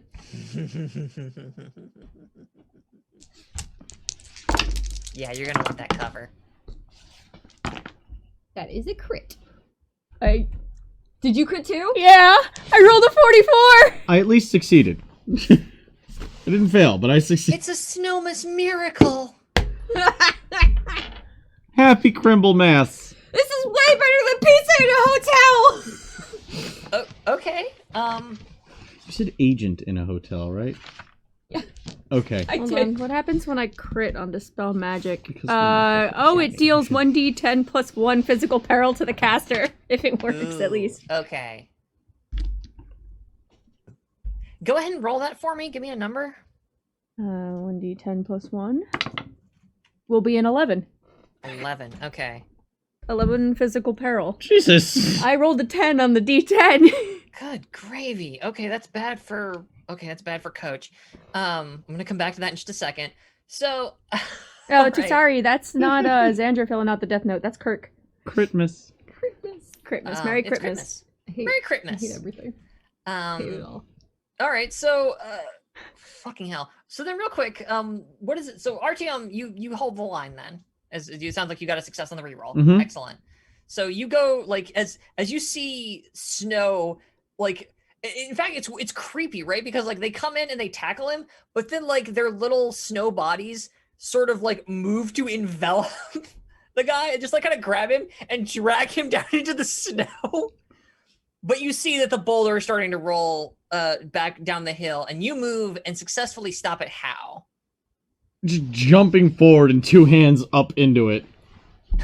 Just as you do, you notice like are you wearing boots, shoes? I don't actually know what He's kind of barefoot. footwear You're barefoot? Okay. This is your home Barefoot. terrain. It's good Siberian boy. Is it like me when I started overheating while I was shoveling snow the other day? I walked in like, God, I'm sweating after being in the snow for an hour and a half, just being like, this is fine. Serious condolences. Russian. I live in Texas. There's no snow here. You plant your barefoot. One goes down and gets good purchase. You feel your feet like sink nicely into the dirt and the stone, and like he does the sliding back of like as it starts to give on you, but you hold steady. Your other foot like lands on like a human who's kind of soft and squishy for a second, and you just kind of hear this muffled like, "Oh, watch it." As you plant yourself into the back of what you can only assume is Cerberus's supine body. Well, he's still helping. Propping you up. Yay! Oh my God, I love him. He's another bean we have to adopt. Oh, damn it. With that hairline, we got to worry about being anywhere near cliffs. We're gonna come back to Xandra because she critted, and that's... Oh, no, you both critted. That's right. You both fucking critted. Yep, I critted so on yeah, a we'll unique just- attack We'll go in the same order we did then last time. Xandra, what the fuck does it look like as you like needle murder these snowmen? These sinister snowmen. They've got little like What's the horror movie from the 80s? Is God. it just Jack? Is it just Jack Frost or something? Yeah. Yeah. Yes, like that. Oh. I thought of the snowman from the Doctor Who episode with the teeth. Also, these are all good touchdowns, honestly. They're just vaguely sinister. They're vaguely sinister. Oh, vaguely sinister. No, the ones in Doctor Who are terrifying. I'm Yeah. It so is you ready your needles, you fling them, what happens? Because you just wreck their shit. Each one just starts to spark with electricity. Because that's what I use for the fire, but instead of the one, it sparks from that one needle I threw out to the other one, so it's just like a line of electricity. It just goes, let's zap for a second, and then water is highly conductive. Yes. And yeah, like you like the needle goes through that first guy, and it does the anime like foop thing as a bullet like goes like through the hole, so foof, and like we see like that shock of electricity, and it jumps from one to the next like up the hill. And up there, like blowing on her whistle, the coach like, whee! And like that little arc of lightning goes boop boop boop boop boop boop boop, and then just pow right in her face, knocking her back down behind the wall. I poke my head out from behind the cover and go, oh fuck, and then bob my head back in. Yeah, poof, poof, poof, poof, as like 3 snowballs come flying your way. Esme, what does it look like on your side as you deal with this similar oncoming onslaught? As she was going on about Brooks, let me see snow, and as she's saying snow, her breath is making steam in the air, not because it's cold, but because Brooke is slowly inching her way, lighting up from beneath the skin and crawling out of her mouth. To go for. Forgot about that. Yeah, she's just really happy about snow, but there's a small melted child crawling out of her mouth. I'm sorry, that's a fucking phrase. 18 plus, folks. Ghosts are festive. Yes, it is tradition. I am unwittingly traditional. Okay. If we crit a unique attack, help me out here. Does anything happen? They can't parry. They There's can't no parry. defense. Oh, they couldn't do They it to just begin get with. hit. Okay, that's fine. Okay. Well, okay. So that explodes. 6, Something about to explode. 7, 8. So 8 damage, and then I need a coordination test. From No. snowmen? Okay, hang on. With that damage, you add your combat bonus. Oh wait, 6, 7, 8, 9, 10, 11, 12, 13. 13 damage. Then I need the coordination test. 8 plus 7. That's 15 damage. Oh shit, you're right.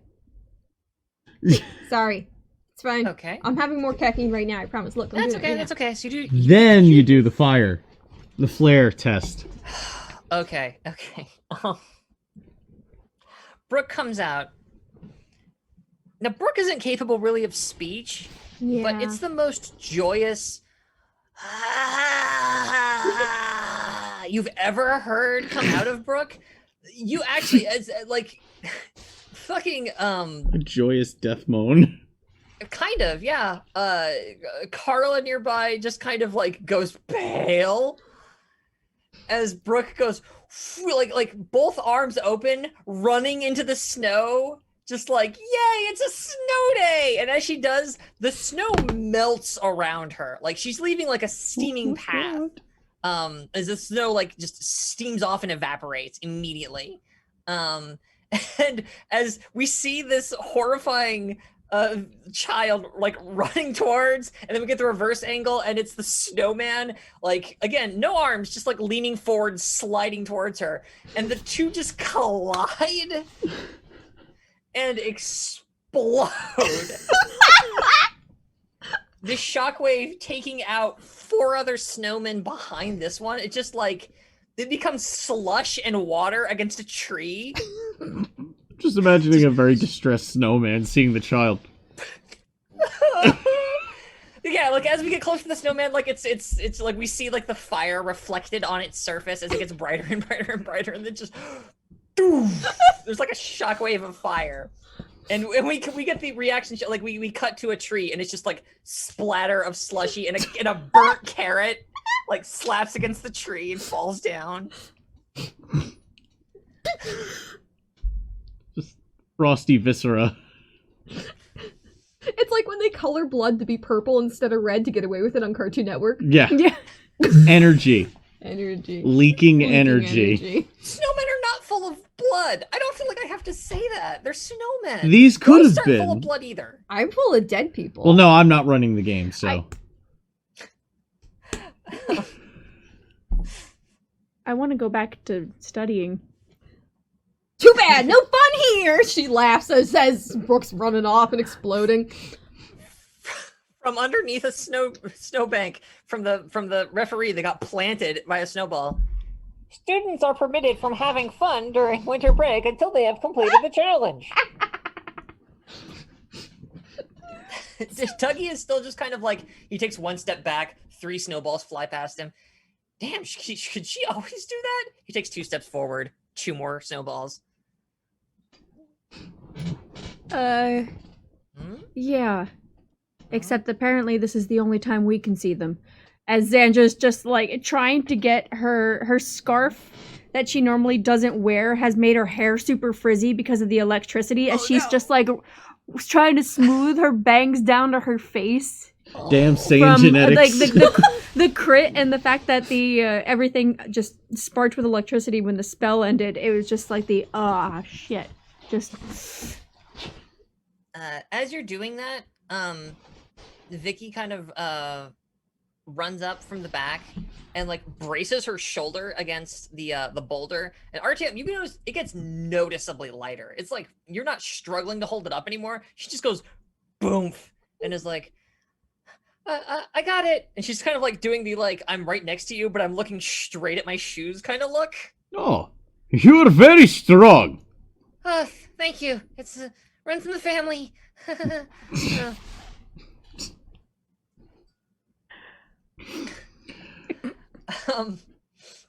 Armstrong family. Oh, cool, maybe you guys are related!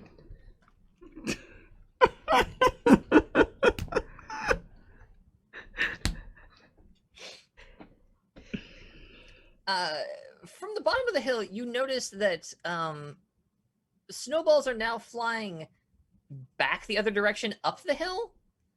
And glancing downward, you notice that Zeke, the berobed, hatted one, it kind of has like their fists, like they've taken, or he's taken his fist out of his robe and has them together like this. Oh no. And there's this. It's not a spectral form in the way you're used to seeing ghosts that Esme makes, but there's like this large aura man. So he's got a stand, is what you're saying. It's like basically a stand. It doesn't really have features. It's got the vague approximation of features. It's like a bald head. It's like an Odo. It's kind of like an Odo. Smooth. Except it's like 3 times bigger than him.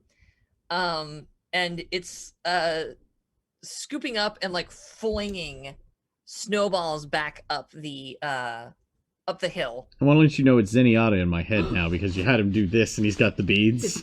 Yeah. And he's throwing tiny orbs. He does this, the orbs kind of start floating around him, just like spinning. And yeah, this huge like Zenyatta in a cowboy hat. Thanks. Yep, there you go. Mixed Zenyatta. You do notice that so far I don't put it past Blizzard. Monty has largely just sat down at the base of the hill at one of the trees and is just kind of watching this whole thing unfold. He hasn't really moved to do anything, and you've completely lost track of your rival team of CK, Will, and Eliza. They seem to be nowhere to be found. What just about kind of ghosted? What about Carla? Our ninja distraction. She was pale Carla for is it. still hanging out next to Esme. And she's like, do you want me to do it now? Do you want me to the multi-form technique? I don't know how to do I can't do ninja hand No, signs. just feel like Brave. It's 2 fingers and then grab the same 2 fingers. oh. There you yeah, go. That works too. The knuckles should be aligned. I didn't practice this in high school. You're really telling a lesbian what she's doing with her 2 fingers. Jesus Christ. But she's sort of like standing by like this. What do you do? If I'm in, let's see. If I'm in 10 yards, I could move everybody underneath them. Maybe to try and knock them off the top. What do you think? I wasn't in charge of my group before, so it's really I don't like leadership. Yeah, I mean, if you can hit Leadership. a lot of people at once, absolutely go for it. I don't think the coach very much likes me right now, so it might be.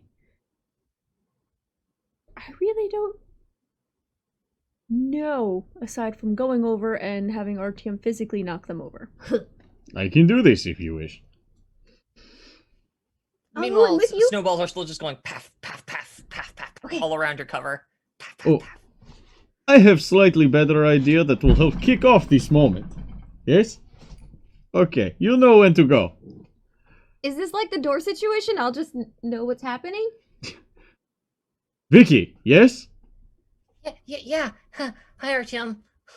I need you right now. She turns beet red, and like the boulder starts to slip a little bit. Hold on, no, keep holding! Yeah.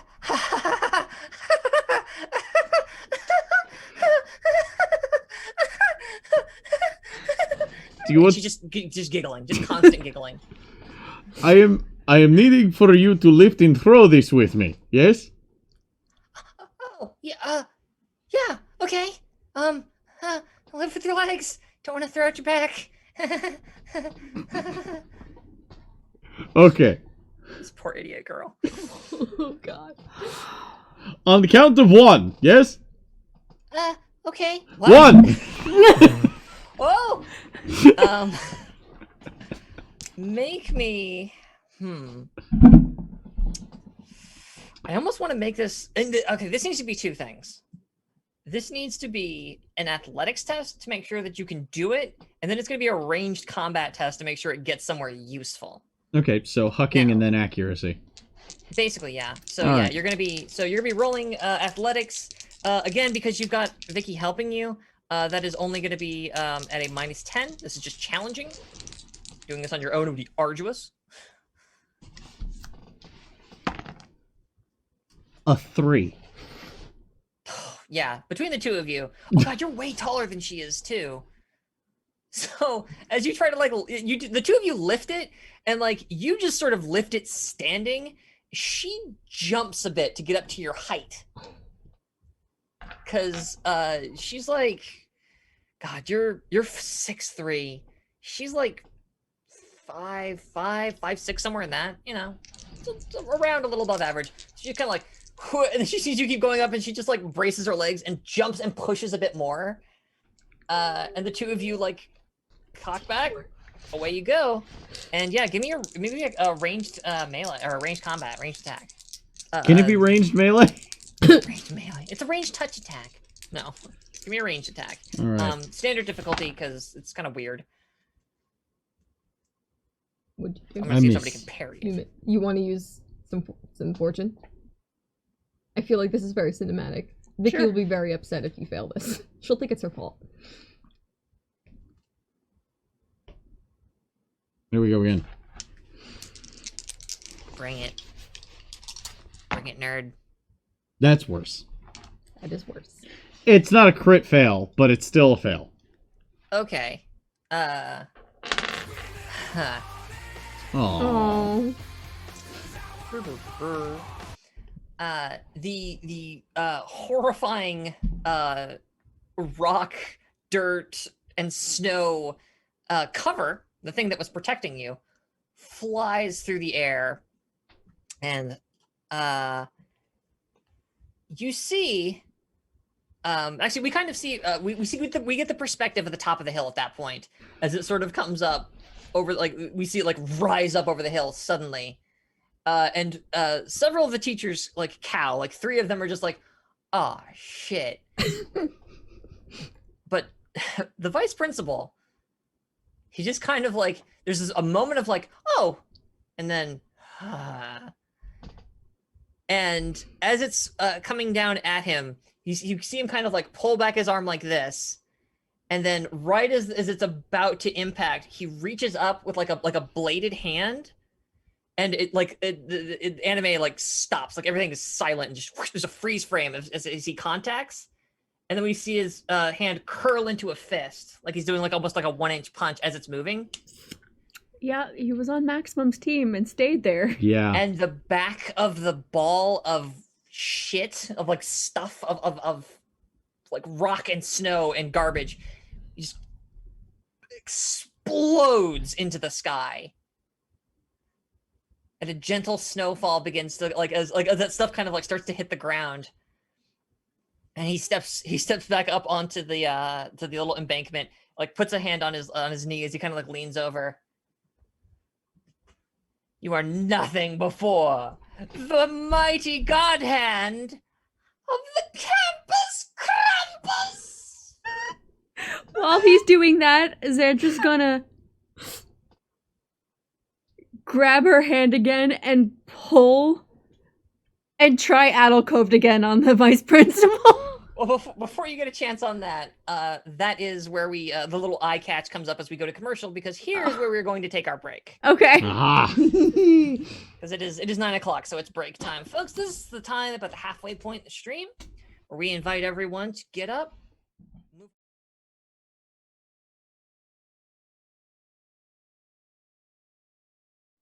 We come back up. The gentle rain of dirt and rock and snow. And I'm gonna stop looking at the chat because Zed's being a piece of shit. As all the debris comes back from this exploded rock. I don't know if you said, you're a delightful human being. And you're a great GM. So there, I said it. There's my Christmas. Happy Hanukkah, Zed. I don't know. I think Hanukkah's over by now. I am really need to get on task. As closing the chat, as all of it sort of like filters past you, like we see like the glittering glints of light between the snowflakes as it comes like blowing past you. Everyone's standing agog at this tubby Adonis, clad in slacks and a Santa hat atop the hill. I believe that the brains of the operation, I think it's safe to say, had a move she wanted to make. Yes. As soon as we had thrown the thing, or they had thrown the thing, I was gonna try again because I'd attached more. Basically, I've just been tossing out needles left and right. I'm gonna try pulling again at wires to see if I can't get the vice principal to run himself down the hill. Absolutely. Because you have indeed your friend at the base, Zeke, who's using his like mental giant friend, has been throwing snowballs up there. So maybe like you've been using those as like a vector to like quietly put wires up the hill. By all means, go ahead and make your cast. And this is against the vice principal, though, huh? Interesting. He has that is a success. Okay, what's he your resist can either counterspell it, or he has to avoid with scrutinize. However, each one of them is a negative 10%. Okay. So he's got scrutinize at a negative 10. Okay. The thing about a threat at his level, they get really good stats when they're elites. It's fine. It doesn't even have to make him run. It was just something I wanted to try to do, and No, it's not unique. Uniques would be worse. Yeah, he's just an elite. He's the vice principal. He was part of the first class of. No, Not arguing. it's fine. We're not arguing. Yeah. That being said, he rolled a 25, which knocks it out of the park. I should not put that in my mouth right before I'm about to narrate. That would be really unwise. You go to pull on your wires to get him, and like his foot just shifts and like stomps on the top of the snowbank and twists. And like we hear as you pull and he pulls the opposite direction, we hear like the snapping of wires, like ping, ping, ping, ping, ping, as all of the wires snap. And he looks directly at you, Xandra, and just like he puts his hands up on his hips very just like dramatically and just wags a finger. Oh, I'm gonna kill him. As the wires are snapping, one of them flies actually and nails poor quick check of who's standing there. Nails poor Vicky. No. Just whap like right in the face. She just like takes his gets like the X eyes and goes like whack as it nails her in the face. And she goes tumbling backwards down the hill.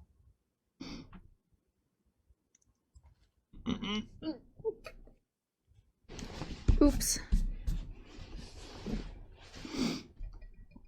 We no longer have cover. No, you threw it.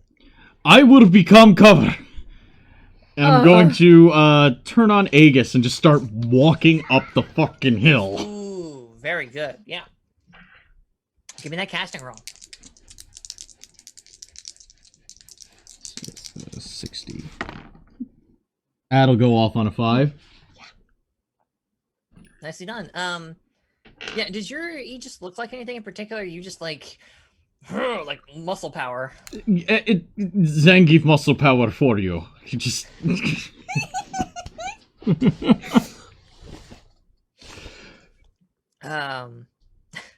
His skin gets a little bit redder and he just starts walking. Oh yeah, like there's like steam. You can see like the steam kind of emanating off of Artyom. Like, as you were like starting to like, you were kind of channeling that and starting to head forward, you see blinking white guy, like he puts all 6 of his arms like down on the snowbank and scoops up 6 more snowballs and like throws them, and they kind of do this like corkscrew pattern until they sort of merge into one giant snowball and just head straight for Artyom. Just block with chest. So, just like to point out, my damage threshold starts at a 12 right now. Oh my god. Very good. But I'm going to make a ranged attack to see if it even hits.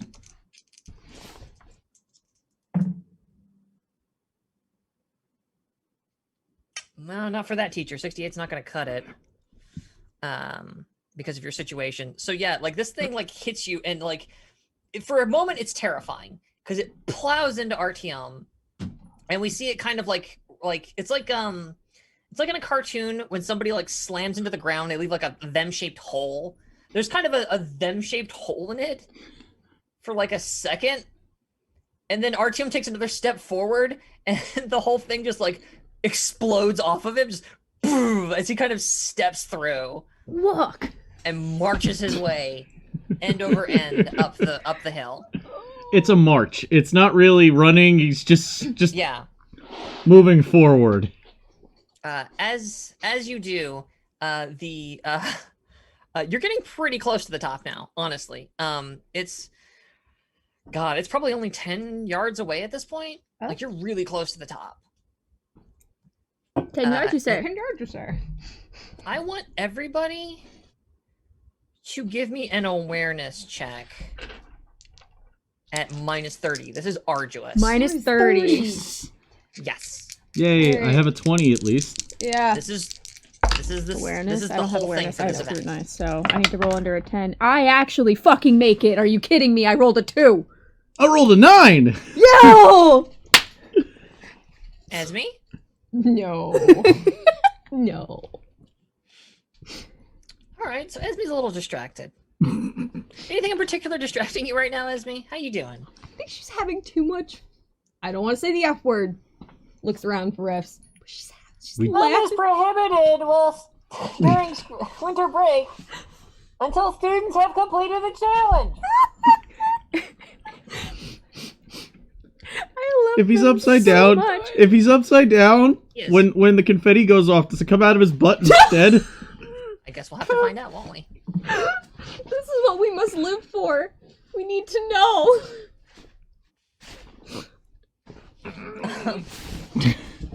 Actually, I know it's too distracting.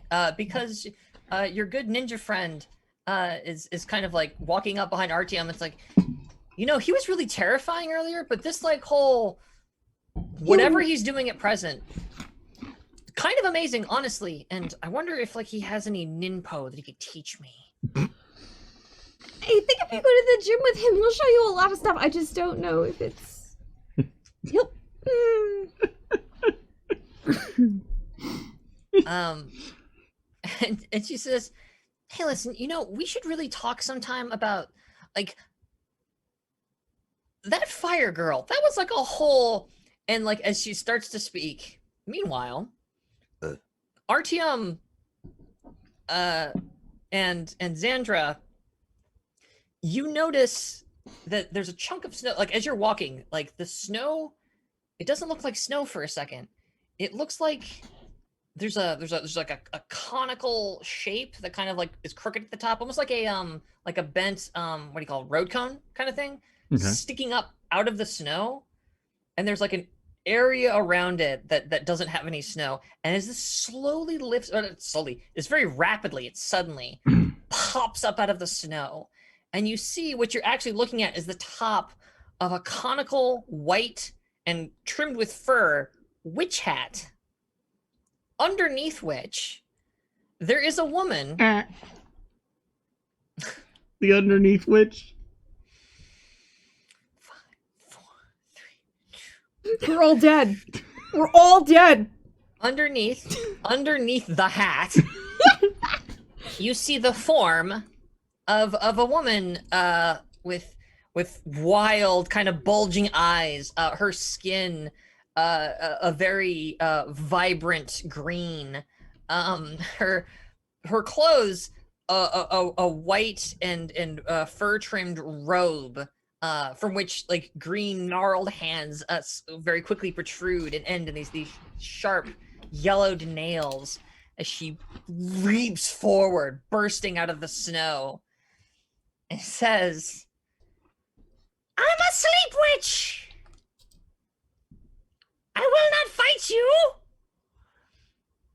And she points her fingers towards Esme and Carla. And Carla, poor Carla, it's a good thing she was there. Just suddenly, her whole body, like, we should really talk about the ghost, and like her eyes kind of like bulge, like, huh, and her body goes stiff, like her whole body like just stiffs, and she just collapses to the floor asleep. Oh, come on! Completely unconscious. I'm a sleep witch. A sleep witch. I will not fight you. I was What do you do? bonding! She shouts out like angrily up the hill. Oh, this lady like isn't way up the hill. She's right in front of you. Oh. Like Artyom was about to step on her when she popped up. You succeeded at your slap. awareness check. Oh. You succeeding at your awareness check kept you from stepping on her and getting literally grabbed by her. So. I just want Artyom to just panic slap. Ah! Okay. I think that's just a melee attack, honestly. Light, I guess. Yeah, I light. don't know. Your hands might be really big. It's a light melee. Sure. Critical with a 44. So she can't dodge, she can't parry. She just Nope. takes whatever She happens. just gotta take it to the face. Ah! Hold on. Let's roll As a damage. giant Russian paw comes flying her way. How bad is it for her? 12. Okay. Oh, My God. brawn bonus Alright, is a so 7 now. I feel confident that that immediately takes her to moderate. Wait, they caused 2 wounds? Yeah, dog. Oh shit, She's I have a to roll sleep witch. injury. She will not fight you. Yeah, we got to roll for injury, which it's been a while, and I know a D6 is involved. I roll a d6, and if I roll a 6, she takes an injury on the chart that you roll for. On the moderate injury chart. Nope. Okay. So she goes, I will not fight you! And woof, like, flies off her feet. Ah! Poof, into the snow. Bibbidi bobbidi, don't sneak up on Artie! And there's a beat while she's just like over there face down in the snow. Carla is very gently snoring, very lightly. She's snoring. Oh. You can wake her up, though. If she's only asleep. It's fair. Carla, we were bonding. Tell me more about how you want to talk to me. And she's just trying to like prop her up on her arm. You as you pull her up, it's Weekend at Bernie's. It's like all Takes moving phone her out, around. takes picture. She starts drooling a little bit. Takes second picture. She does not wake up. It's not enough to that is not enough to wake her up. She is out cold. No pun intended again.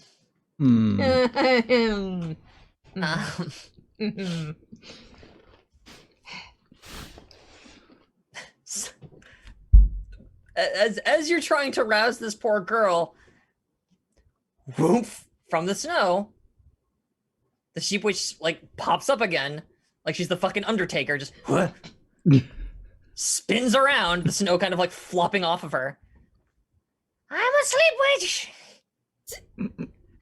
Code orange, and she's just gonna try and hit her with magic missile as she's screaming code orange. Give me the die roll. Yeah. Give me the die roll. Yeah, that's a 55 and a 65. That'll do. That'll do, pig. It just does damage. Like I don't get any.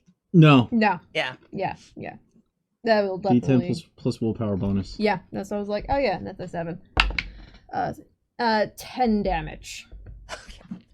And for that one, usually Luther. That's the one where Luther materializes in the snow with the IV drip and just wails from behind. Yeah. So she goes to Sirius. Nice hat.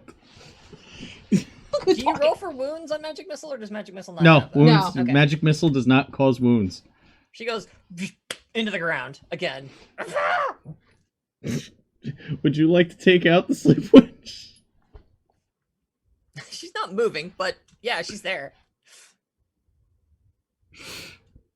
Oh my god. I will not fight you. Does she try to get up again? She's not moving, but she is talking, which is weird.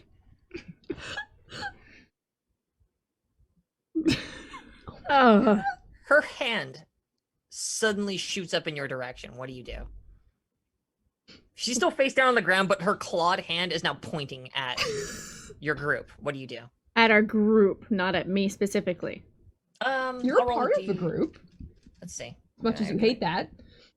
I'll roll a d4. 1, 2, 3, 4 is a reroll. Pointing at Artyom. How far away from me is she? 10 feet, maybe. Artyom knocked her pretty hard, but like... There was a panic slap. Actually, she went back a bit, and then she went forward because of Luther. So she's like 8 feet away from you. The only thing I can do at a range is the needle flurry that doesn't deal damage. Technically, your heavy has reach, or all of our heavies have reach on them. Yeah. Yeah, 1 yard away, that's 3 feet. Outside of engagement, which is a yard, right? No. You have to be within a yard of someone in order to hit them? No. That was engagement range. It's at least 2 yards is considered your engagement bubble. The game does the thing about Zweihander is that it plays loose with it, and it's kind of up to the GM at the end of the day to be like, Fair point. She's within reach range. Okay. And then at that case, Zandra's can take a step forward and bring her foot up, and then bring it down on top of the hand that's reaching for Artyom. So it's going to be the heavy reach and punishing. Yeah, please, by all means. it's the Team Soul girl kick. Yeah. That's an 11. Oh shit! Oh no! So it's a crit. No dodging. And I'm gonna. Can I spend an AP to add a damage die? Because it's punishing. Yeah, absolutely. We'll say that, yeah, you spent 1 to move, 1 to attack, and then you're spending your third one to add a damage die. 2d6 plus combat bonus. You're gonna kill this poor woman. You're gonna crush her skull. Well, it's only a... Combat bonus. Yeah, I was doing math in my head. Oh, okay. It's only 8. But that is enough to beat her. She was serious. She's at Grievous now. She is now at a she's now at a grievous injury. That's 3d6 that was a to see regular if you attack, injure so her. we do. Yeah, roll for 3d6. injury. 3d6 to see if she's injured. She's injured. Okay. We've never had an injury before. What's with you and old women? So, Don't. You always fucking murderize old ladies every game. she really didn't fight us. She really went down pretty quick. She's a sleep witch. She will not fight you. Last one. Who rocks it? So This this is is the problem. It's been so long since I've messed with injuries because we've never used them in game. They never came up. I don't remember how they work. There's like a. You're just rolling percentiles right now. Okay. I can roll percentiles. And then we I can just go roll to the damage chart. 37 is what I rolled. It's in the game mastery section. Game mastering. So chapter 11. Oh, I'm looking at Mangosh. That's the problem. Fuck me. That will throw it off. Like, why can't I find the combat section? And it's because I'm looking at the wrong goddamn. I mean, I like an easy answer. Term and injury. It's right there. It's like you can't miss it. It's so big. All right. Reference in chapter 11, like you said. Shit. All right. Ah. Sorry, folks. RPGs are happening. Here we go. Injuries.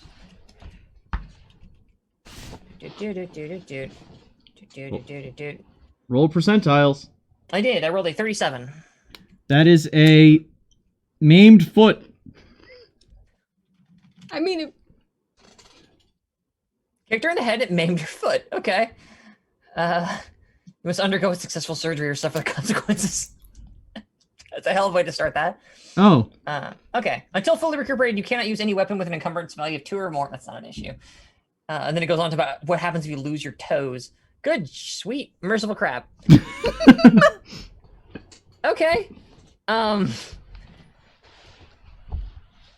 We're gonna change it slightly from a maimed foot to a mutilated hand, essentially, because that makes a bit more sense. Mm-hmm. As you go, she raises her hand up, and you just heal up, heal down. You hear the crack of bone. And no noise comes out of her. There's just a very, like... I'm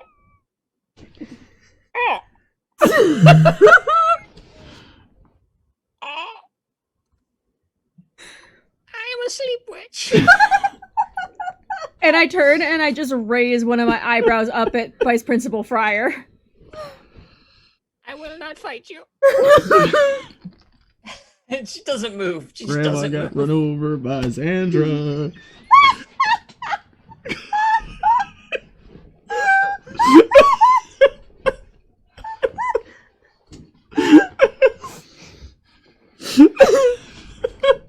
I have to give credit to Ernest for inspiring that moment, but it feels...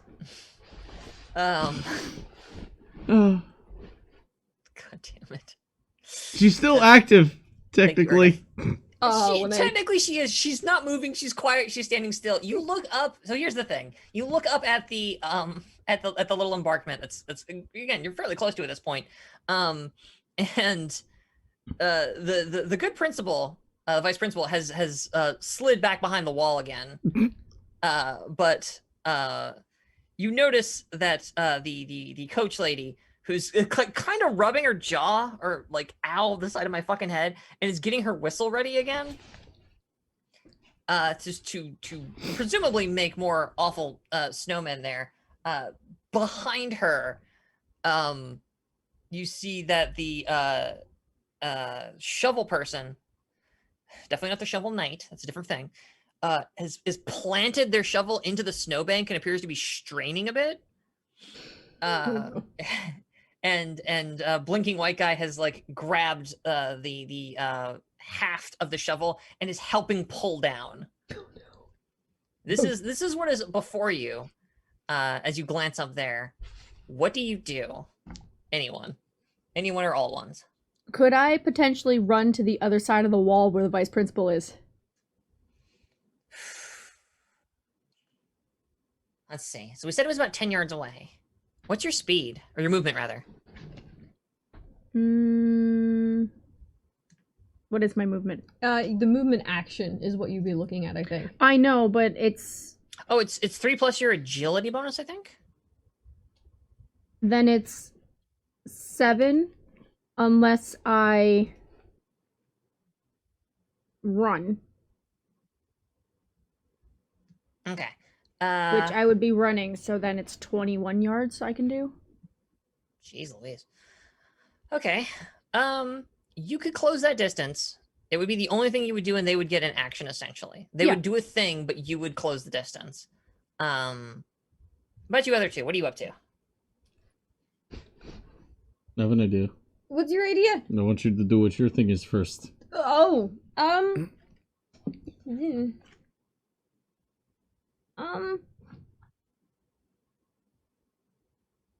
don't know. You could run up with. Yeah. So you have to do the dash to essentially get that distance, right? Mm-hmm. So you can't do any other actions? No. Basically, yeah. Well, how much is dash? Is it 2 AP or 3? It's 3 AP to run. Oh. Unless you're actually charging to attack, and then it's double. You can then And we're charge kind of and playing then... fast and loose in here because we're not really in combat exactly. It's a weird situation. I'm just taking, like, if we're ever going to do something, it shouldn't be more than 3 AP. Yeah. Okay, yeah. Then, seeing Xandra go there, oh, no, by yourself! And is going to try and charge the vice principal. Yes. Decisions were made. Yes. Okay. 2 hits. And finally, Artyom. I need some more of this. Thank you. He's gonna look around, sees what they're doing up there. Mm-hmm. Secret Siberian technique. Babushka replacement! Just throw her. Pick up the sleep witch off the ground and oh throw. my god. Sorry, my eyes itching. Oh god. I thought you were having an aneurysm, because that also would have been an acceptable response to what this boy just said. My eyeball's really itchy. He wants to... Now, if anybody's ever played Mortal Kombat 11, there's a market scene where you can grab a grandmother and throw her. Yeah. So that's what I want to do. Oh my god, yeah, Just pick her up off the ground, rotate once, and discus chuck the sleep witch in their direction.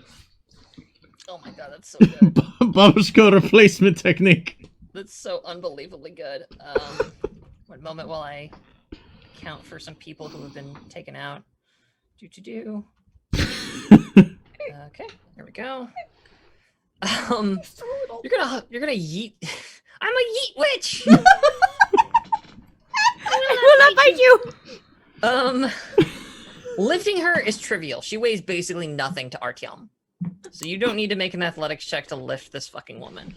I do need to make a ranged attack, I'm feeling, though. This feels like a ranged attack to me. Okay. Had a feeling.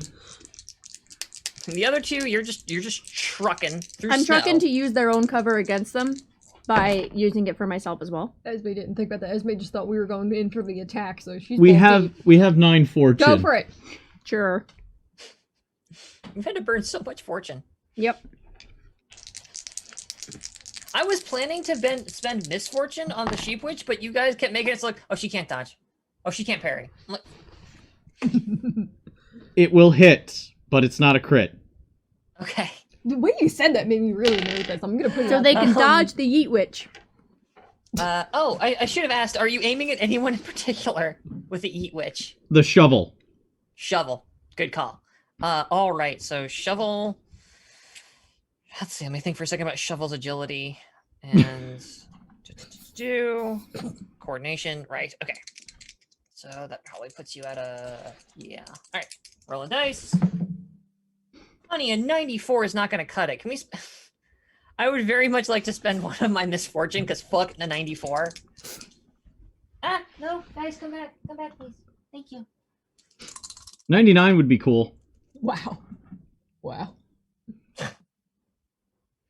67's also not going to cut it. All right. He's not very well coordinated, or they aren't very well coordinated. We really don't know what's under there.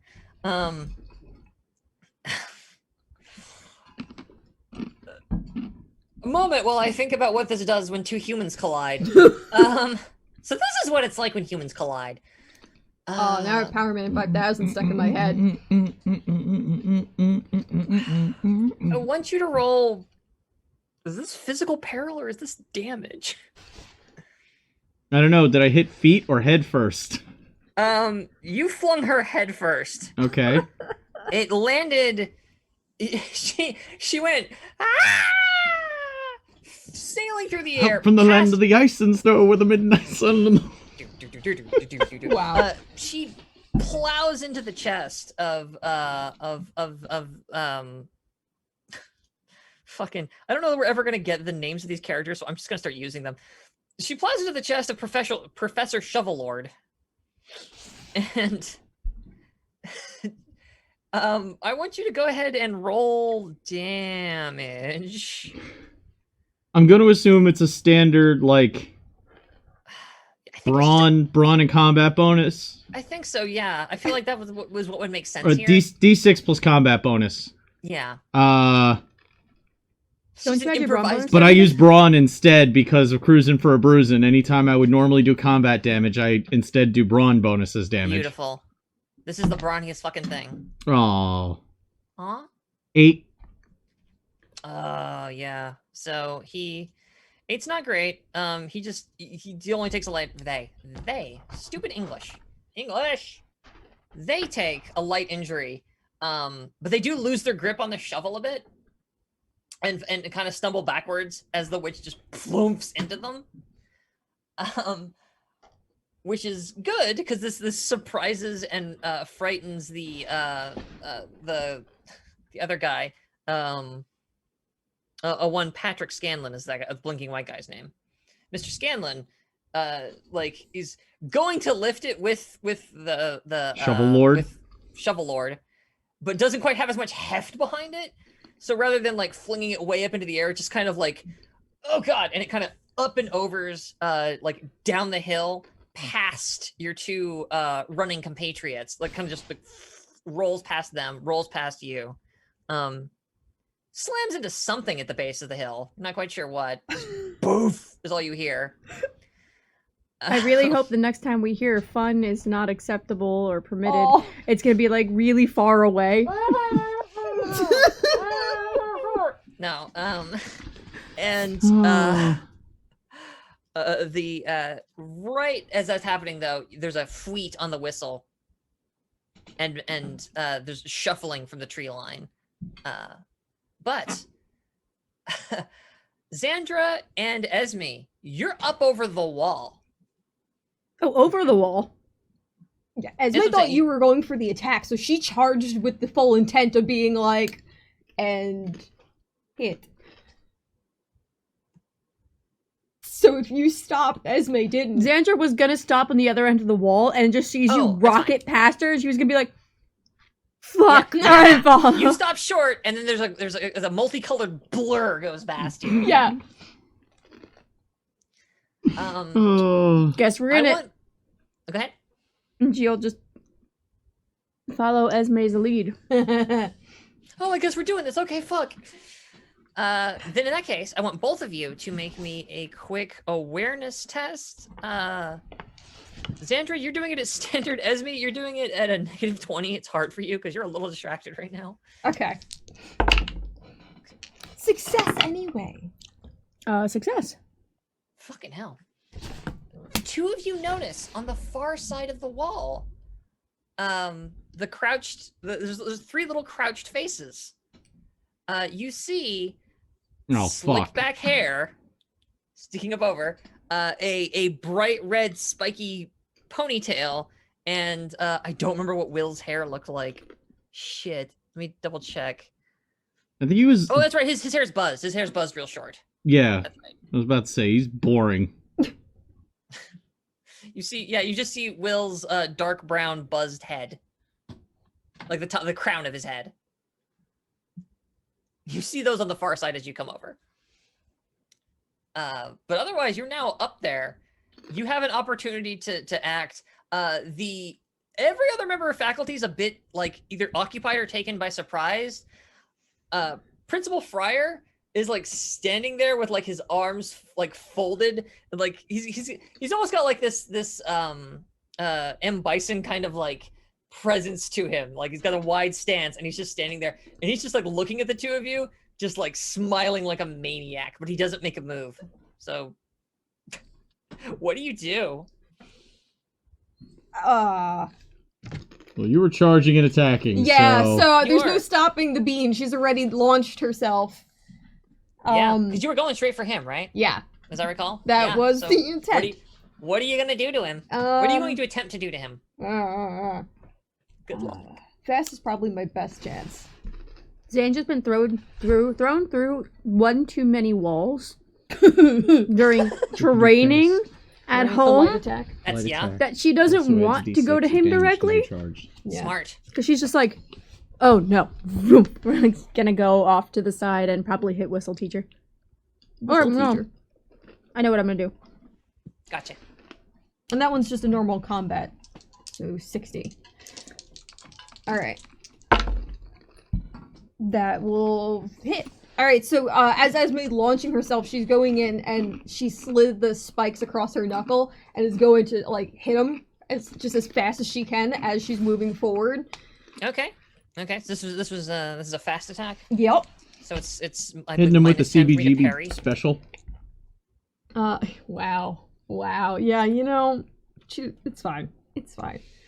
So His it's parry. actually parry's I'll still so use my good. combat because you said It's I don't have to. 2d6 plus your either your combat bonus. I'll use the combat bonus. So it's the 2d6. Well, Also- hang on. I get a chance to parry this attack. You have to roll a don't I? hit, right? I did. Did Oh, he? it hit. Oh, He gets a chance to parry, parry, yes. but Yeah. it's a fast attack, so it's -10. yeah. Yeah, that's what I'm saying. That's what I was about to roll up. So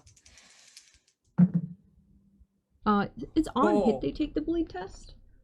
hang on one second. I gotta fix something because it's -10. My So math they is hard. don't parry. By the skin of his teeth. Ooh. Holy shit! He rolled high. He bit. What was the name of the skill? You should understand. At a -10, he needed a 75 or better, or less rather. My dude rolled a Parry doesn't count. 73. Okay. He does not have to so- take that then. You move in there, and you, with all of your little Esme might, just. Do you shout? Do you have a battle cry or anything as you go in? No. She just thought you were going to be with her. And she's looking over her shoulder. No. Oh, and as she's going to take the hit, realizing she's probably just missing by the skin of her teeth. Yeah, it's the fist like comes flying at him, and it's so fast. He just like hand comes out and grabs the wrist, other hand comes out and into the shoulder, and just like you don't even really feel it. You're just like directed away from him, just whoop, Deal damage first. and then he folds his arms back in again. The Like you never saw him unfold them. It's just woof. the spot where Esme had just like as soon as he lifted her out of the way, the spot where she just was is where Xandra is going to appear, just trying to get him and the coach. So as he goes to lift her out okay. of the way, she's there with Yeah. hands of needles and is gonna like throw out a bunch of them towards a cone-shaped template, as many as she can hit. Actually, they're so packed in that would hit everybody. Not everybody up here, like, but it would hit all three of the 4. Yeah, because it's the vice principal, it's coach, it's blinking white guy, and it's Oh no, Gentle Giant is knocked out of their way. So the other 3 though, you totally would hit with this. Okay, this is gonna be my special. Go for it. Bring it. Rock and roll. Can I use a point of fortune? Of course. Okay. A Just the 90 isn't season. gonna work. Oh God. That's better. That's an 18. Whoa. So all of them Yeah, need okay. to dodge So dodging gets to happen. because Okay. it's a coordination because it's a they also have a Right. negative 10 base chance Because it's fast. because it's fast. Oh shit. Okay. So, coordination. Do do do do do do do do do do do. And then I gotta adjust for that. Do do do do do do. Making noises while I sing, cause it's time to roll some dice. Let's see if the principal can hack it. Oh yeah, 23. Yeah, he doesn't have an issue. The other 2, however. Let's try Coach. Coaches should be fairly coordinated. So let me think here. Okay. Honey, no, a 71's not gonna fucking cut it. And finally, Snowball Throw Guy. He's not especially coordinated. 73. What is with these 70s? This is getting fucking weird. Pick your yeah, dice tray back up and Yep. put it down again. Rotate it. Pick it up, rotate it. Yeah. There we All go. right, there you go.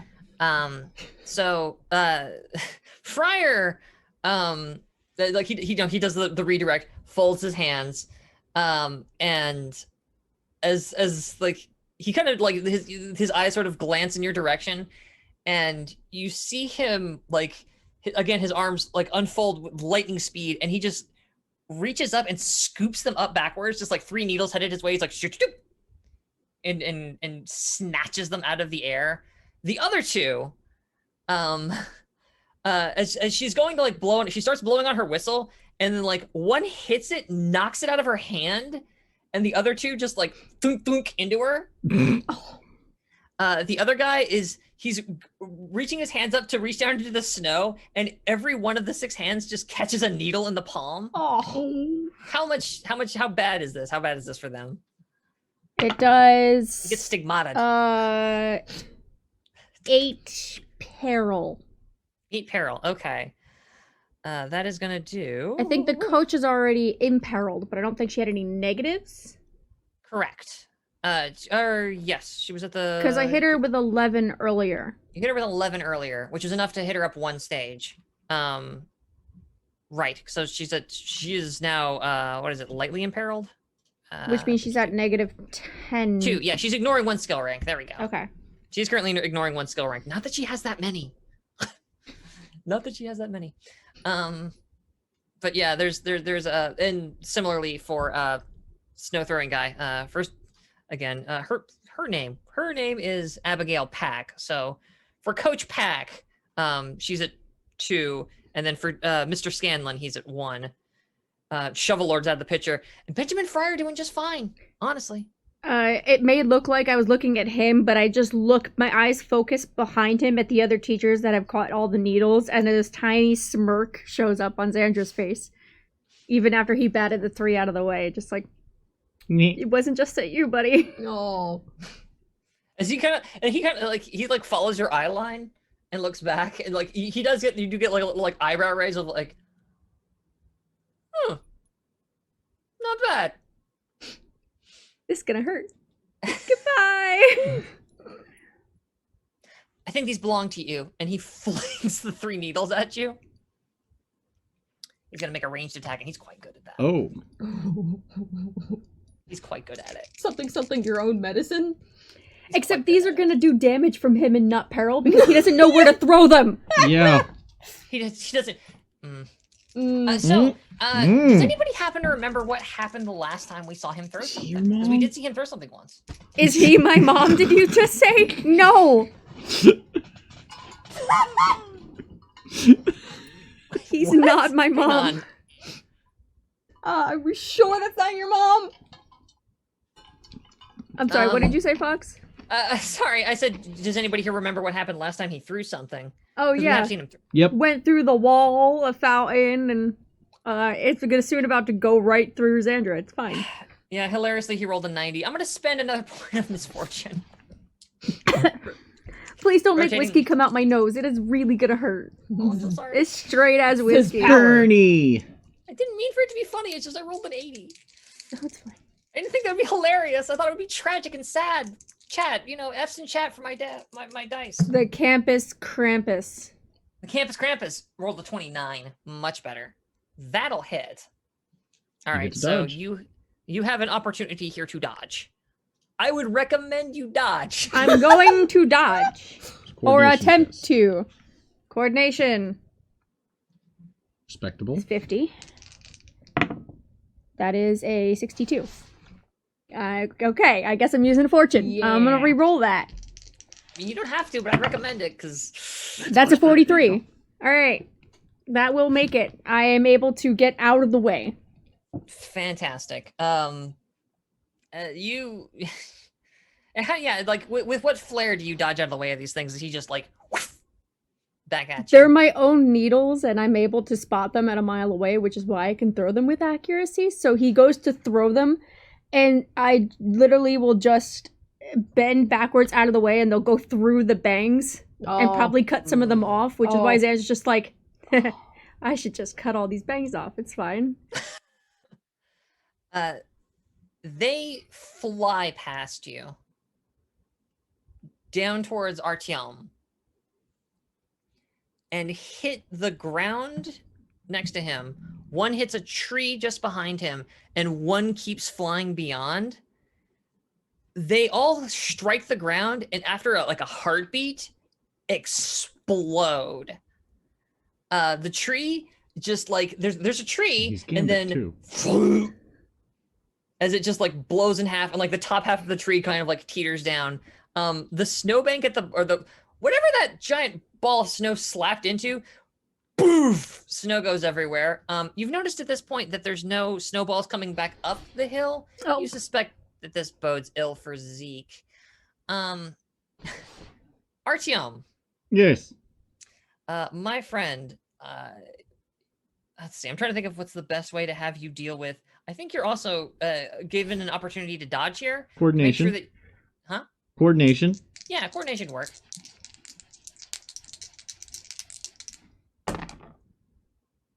I will not. Do you want to use fortune? Fortune? If you guys will let me. Do Yeah. it. And you've at least you have still got your Aegis still up, which is good. Yeah, I do. Not so powerful. Aegis reflector. Okay. That still is gonna miss. So Ooh. Oh, buddy. If anyone's gonna take a hit, though. Oh, buddy. Where's my D6? Oh shit. It's been so long since I've had to roll damage. Oh, D6 plus his relevant combat.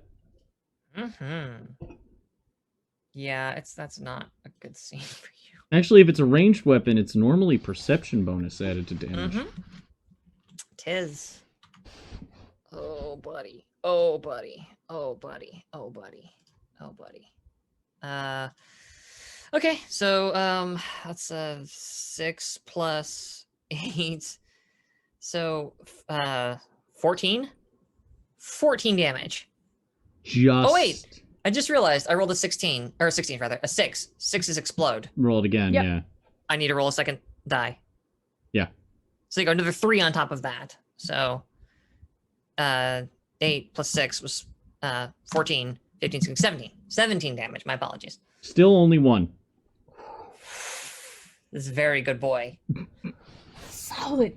So solid. We see the absolute, like, the epitome of Vegeta threw 1,000 fucking little balls at Goku, and like, I'm pretty sure he's dead. It's fine. And then once the smoke clears, he's still just standing there. It's like that, but like in microcosm. It's just Does the raccoon the ball of smoke? oh, Hey, that was pretty good. Nerd. So, from over the ridge, you just hear whispers. Now? Not yet. And, like, what do? You now have an opportunity to act, all 3 of you. Anybody who wants to go can go. I was going to attempt to open this pit up. I have Winds of Change where you get to choose if it hurts anybody. That's the only good. people she thinks to protect are you guys, so it's gonna suck if there's students around, but 6 yards around her. 6 yards. For God, burst? That's 18 feet. That's basically the entire top of the fort. Oh god. Give or take. It's very small. Like it's just a little tiny snow fort. It's still really cold. It's a snow fort. Oh, so much. But yeah, that would be my thought, unless anyone had something that wanted to supersede. I was gonna try to throw another flurry. So one thing I will say, just as a reminder for the rules, because it's been a few hours since we started playing, is you don't have to knock out or kill anybody here. You just have to get them out of the snow fort. Something else to consider. Get them to run. Knocking them out also is a way to do that, of course, because then you could just drag them out of the snow Yeah. fort. But... I mean, if you want to stay in the persistent field of screaming beasts from hell, go for it. It's fine. Hey, I mean... Well, there's one other I haven't done.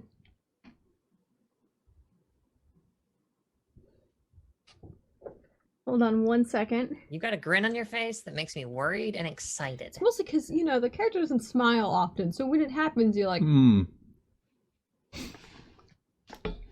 I would like to try casting Frostbite on the VP. Because then he can't counterspell, dodge, or parry for the turn. He immediately drops a step down the peril tracker. Oh, ho, ho, ho, ho. Okay. So if you're gonna do something, let me do it first. okay. So that he's literally, it's called Frostbite for a reason. It's also thematic, so, you know, Yeah, under the it spirit is. of the theme. It's props. Except those needles that are on the 6 hands of his friends from the back start sparking and hit him in the back. I'm creating a little, you know, field of fun things. So, like, we see these arcs of lightning coming, like, Mr. Scanlan's just like, ow, my freaking hands! And then, like, lightning bolts, like, jump out of them at Principal Friar. Because Vice it's Principal. behind him, so he's focusing on us. It's gonna hit him from behind. God. I'm sorry. That's the only way I could think to flavor it. No, it's great. Like, I think he's, like, reaching up to pull it out of his hand as it goes, like, shock. But it's just a single finger beckon from Xandra, and then they shoot back towards her, and it's That's fantastic. gonna fail. Oh. Are you okay with Fortune? Yes. Yeah. All right. Yeah, you guys got, like, scads and stuff, right? Oh yeah, totally. I mean, it's dwindling. It is dwindling, but hey, it's fine. I just need a 11. He can't get out of it because I crit, but he drops 2 steps down the peril tracker instead of 1. Oh god. He's imperiled and ignores a skill rank. Which one is that? Frostbite. I believe that's... Is that manga? It is on page That's huge. 335. Okay. So, But if you crit on a spell casting, they can't counterspell it. As say above. spells. Okay, yeah. 2 steps down the peril tracker. fucking hell. Oh, balance the fortune. Thank you, Arashi. Thank you, Arash. Why am I thanking you? I mean, thank you, but also, shit, I'm very confused right now. I am very confused right now. Okay. All right, yeah, so these things plow into his back. For the duration, he can't counterspell, dodge, or parry. What's the duration on it? It's like several minutes, isn't it? It's like 9 minutes or some shit, 3 isn't it? plus my willpower bonus, which is at this point 6. So 9 So minutes. it is 9 okay. minutes, unless someone 9. dispels it off of him. 9 rounds. 9 rounds. Okay. Sweet Christmas. So he He's- smirks back and goes, huh, not bad, because I hit the people behind him. And then Xandra's just continually smirking slower and slower as she beckons one finger and the lightning shoots back towards Xandra and hits him. Yeah, I think it's right as he looks away to like fling the because he does his return fire volley. Yep. And you're just like, oh, perfect, opening. And like like they all like all of them come out of each of the hands of poor Mr. Scanlan, whose hands then dematerialize. He's like, like he's still got his normal arms, but all the extra arms just away as these things impale the VP in the back. And we see that again. It's that thing in anime where it's like it freezes and like the background blacks out, and we see like the lightning bolt effect, and his eyes kind of bulge, and he's just like,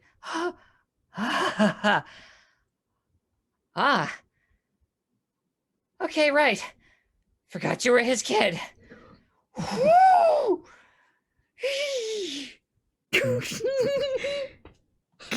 Krampus! Krampus stands undefeated.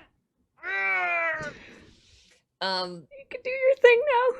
The other two of you, can still do stuff. Where Esme had skittered back after being parried, she crouched low into the snow, and if anyone listened, because she is slowly whispering to the snow, she's like, time to get up. And she's humming like a little like wakey little lullaby to the snow, and is going to try and It's not creepy at all. Shut up!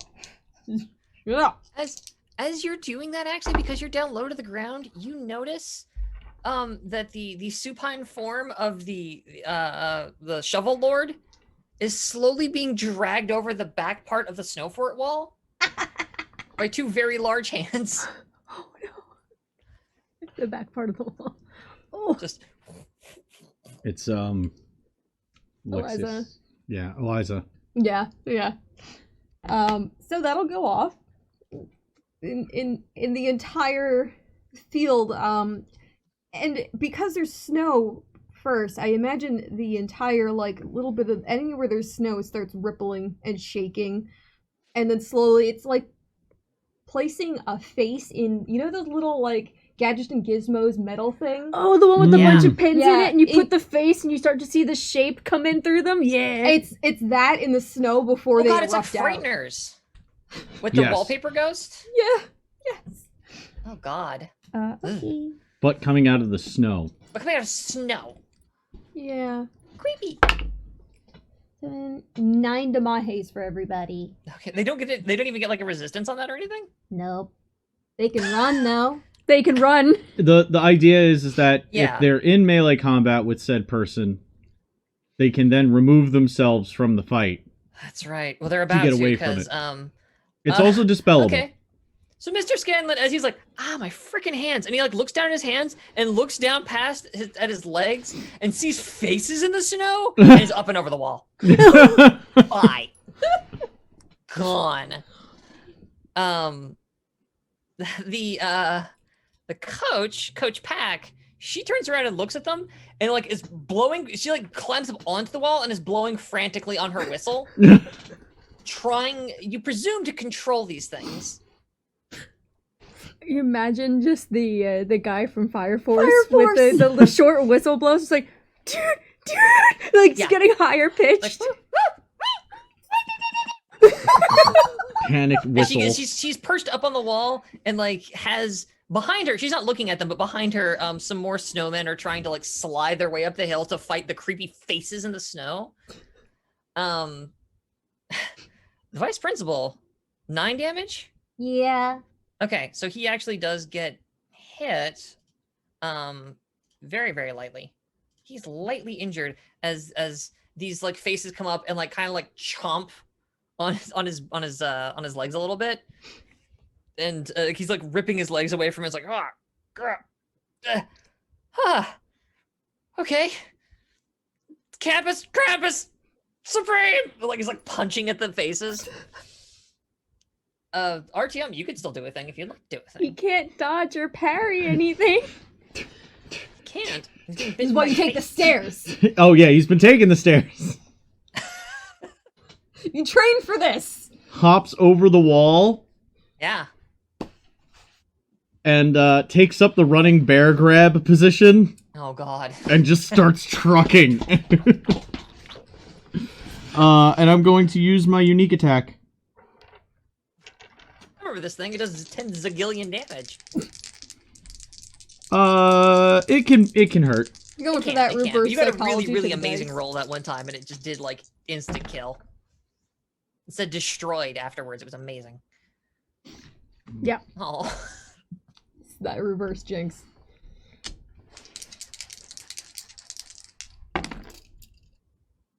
That'll do.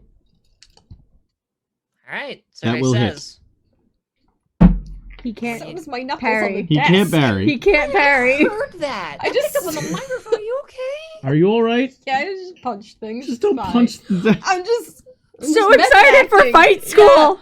Yeah, it's He needs to immediately make an athletics test, Okay. because there's a takedown that's part of this. Right. Okay. So he has to make an athletics test. So, this isn't affected by the frostbite, right? No, it's not. Basically, it just Okay. immediately drops him down the peril tracker, making it harder for him to do things. Yes. And, his skills are lower. He can't counterspell. He basically can't use the regular defensive actions. Right. He can't. Yeah. He can parry, it still just do happens. opportunity attacks. He can He still attack as normal. resist. He can still move and resist. He just can't dodge, parry, or counterspell. So he rolled an 18. So Okay. he does make that. So he won't be put into a chokehold or a takedown. No.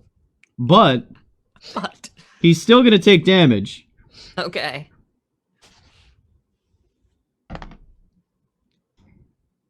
That's 9.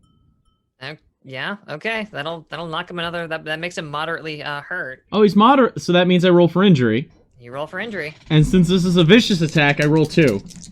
Of course. Of course. Why wouldn't you? No injuries. No injuries. Okay. But No injuries. still run in, Joke for two people. reach. How tall was he? Oh fuck! I'm trying to remember. I want to say he's shorter than you. I want to say that he's like 5'10", 5'11", somewhere in there. So he's punching down at the ground. Running bear grab him by the waist, Ooh, okay. and then forward flip over, carry him over my head, and then Like doing a flip I wish over to power hyperbomb. Oh my god. Yeah, he punches down, and we just see we hear dum dum dum, and see the shadow overtake him, and then we just get his POV of like what, and then we cut to the exterior shot of like you doing we see then in replay you whoop over him, and whong into the ground.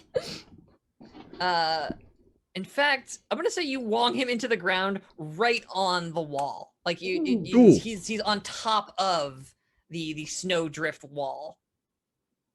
You do this right next to a very startled, but very excited CK, Will, and a nonplussed Eliza,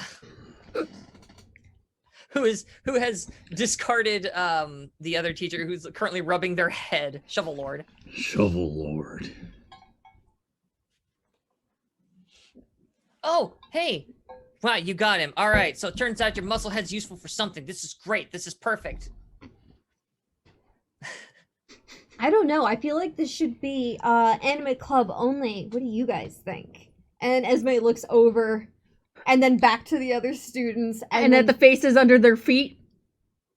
Because they're just outside. yeah. So, but if she moves, it moves with her, right? Yes. No, I can choose to move it separate from me. Oh God. Yes. Summon it up out of the ground and then send it in a direction. As these faces then begin to they get up on and then roll over the sort of the snowdrift. So it's just like these faces going over the snow. Will's like, oh, that is really upsetting. CK starts running screaming. Fuck this! You're a freak! You're a freaking freak! You're a super freak! I'll be back! You can't best Casey King! CK is the best! Wait, isn't he the one I broke his femur on last time? Yes. How's his leg? Yeah, broke his femur. All right. How's your leg?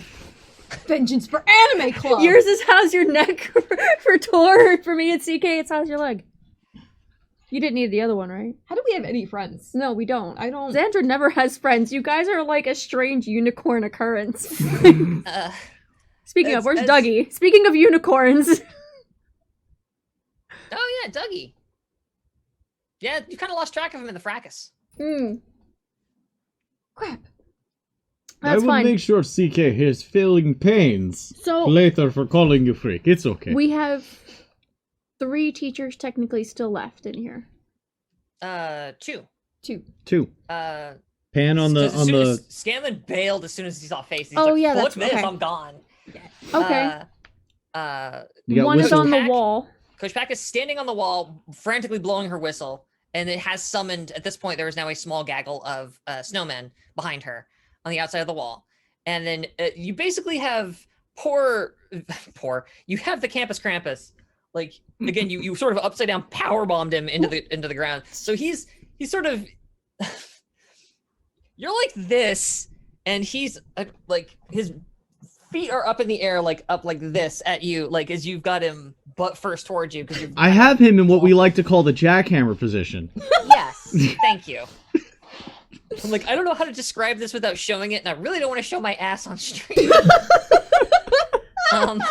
I find myself at a bit of a loss. I swear I'm a writer. Not that but kind his- of Twitch his- channel. His back is flat against the ground. His feet are above him and sort of pointed towards you, which is why he is going to explode with force from those feet into Artyom's chest. Let's see if he can make an attack. That is a cocked die. We're going to try that again. With his reduced skill Yeah. ranks, too. That's a really good point, actually. Yeah. Oops. That actually, Just his Yeah, combat huh. bonus. Well, depending on how many No. skill ranks he had. You stay in that tray. I swear to God. You know what? You don't get rolled anymore. Fuck you. God damn it. That's a 78. You got some points. I would love to spend. Okay, you can come back. I'm sorry. That's one of my misfortune. Come on. Stop rolling 70s. That's 55. That's a crit. I So get to you roll a can't crit. Yep. parry or dodge. Nope. I take it to chest. You get to take it right in the chest. I'm gonna roll this d6. Yay! I rolled a 2. All right, so that's plus his combat bonus. So you're gonna take 10 damage to the No. chest. No, he's not. Oh Aegis. God, right? You're fucking Aegis. So he goes to plant his feet in your chest, and it's just the feet impact, and then there's like an explosion effect. Like again, it's like one of those shock waves Off the back. at the back, and your body like shudders and doesn't move. And he goes, at first he's like got this very determined, like, man, nuts to this kid. I'm gonna kick his ass. Time to stop playing nice. And then like you don't move. And there's just sort of this like raised eyebrow of like, I am not as in a good a shape as I thought I was. Oh, buddy. I have a special reply for him. Because we're in the position we're in, Yes, it's very intimate. I would like to initiate the King Giant Swing. Oh my God. Okay. Yeah, we'll say this is the start of our next round. Totally. Well, what is Pan has the one with the whistle? I'll wait. So she's doing something, but there's nothing attacking you, and you're kind of in the thick of it at the moment. Something's happening back there, but the whistle stops tweeting. Okay. You guys what can are you go doing? first then. I know what I'm doing. You made that face again. Well, since he can't, parry, I was gonna go over and, punch him once. While I have him on the ground. Yes, well, technically it would be a kick, but it's also, Xandra's gonna walk over and let this... Kicking people who are on the ground. I'm a bad influence on you. You know who she's Xandra right. grew up with. And what happened to her during training. So she's just gonna go over and be like, you should just leave. You know, I think he's stronger than Maximum. And then just kick him up, like, kick his shoulder. Or I'm trying to imagine what he's... What's exposed? Yeah, because I can't get exactly him in the punch him in the shoulder. face as Like- much as I want to. Yeah, he's sunk enough into the snow that like you could kick this dude in the shoulder, like, cause he's still a large gentleman, like as big as I almost said as big as Maximum is, as big as Artyom is. He's still like he's a pretty portly dude. He's a large guy, so there's still a lot of man there to kick. That's a sentence I just said. Yep. That exists now in the world. Saved on the internet. Yeah, if you want to kick him, go right ahead. Like you don't even have to roll to hit because he can't dodge or parry it, right? Like, Well, You, or I no, guess you if roll see, to like, hit if you still. crit or anything. You still roll to hit. Always Okay. roll to hit. It's just that he can't take personal defensive actions. Yeah. Fair enough. So yeah, go for it. I'm gonna use defensive. Because you Okay. never Oh, know. you're hitting him with a medium. Medium. The medium. You're like, should just leave the fort. Yeah. That succeeds. All right. I needed a Damage 55. I got a 51. For half a second, my brain was like, "You did 51 damage." No. That's what I Fox. rolled. We're not playing D&D. Huh. No. No it numbers is like that. Defensive, so it's just the normal plus the combat. So that's only gonna be 6 damage.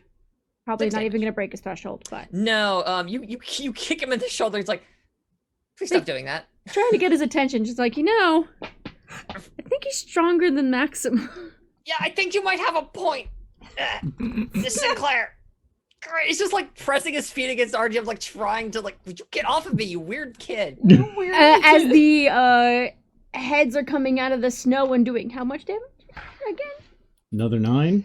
Oh, on God, my right. turn, yes. it Yeah. does. Well, no, you roll again. It's not the same damage every round. Oh, okay. Roll damage now. Yeah. It's 7 plus. So it's only 8 damage this round. 8. Yeah, 8'll do.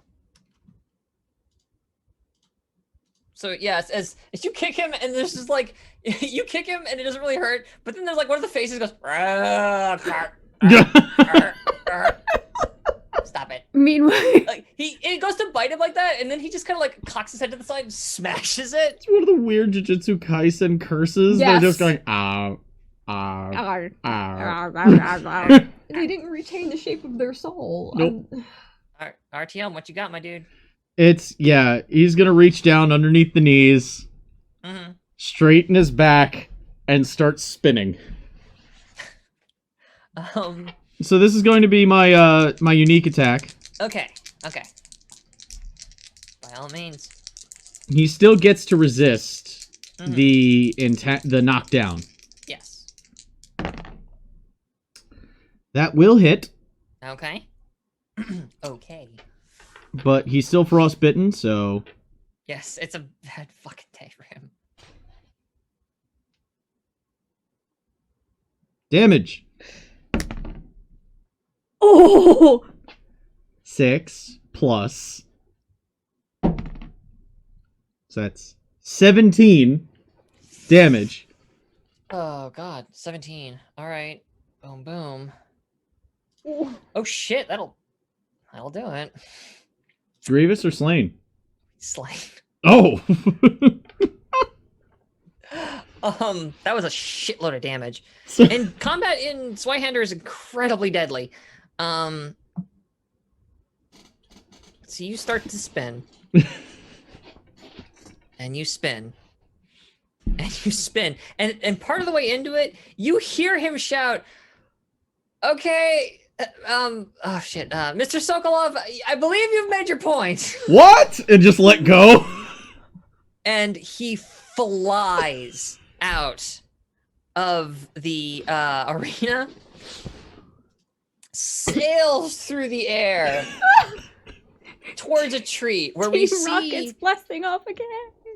Tor, and he's just kind of like leaning against a tree, just like looking at a watch, like looking at a pocket watch for some reason, because he's that kind of a guy. I have a lot to do today. If we could just hurry up and get this over with, I would really crack. How's your neck? The tree flattened. Tor flattened.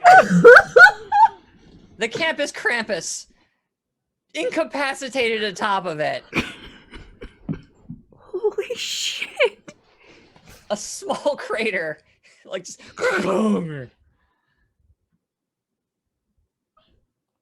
I hate them so much. Actually, no, it should have been freshman. Oh, He's out how's of your there. neck?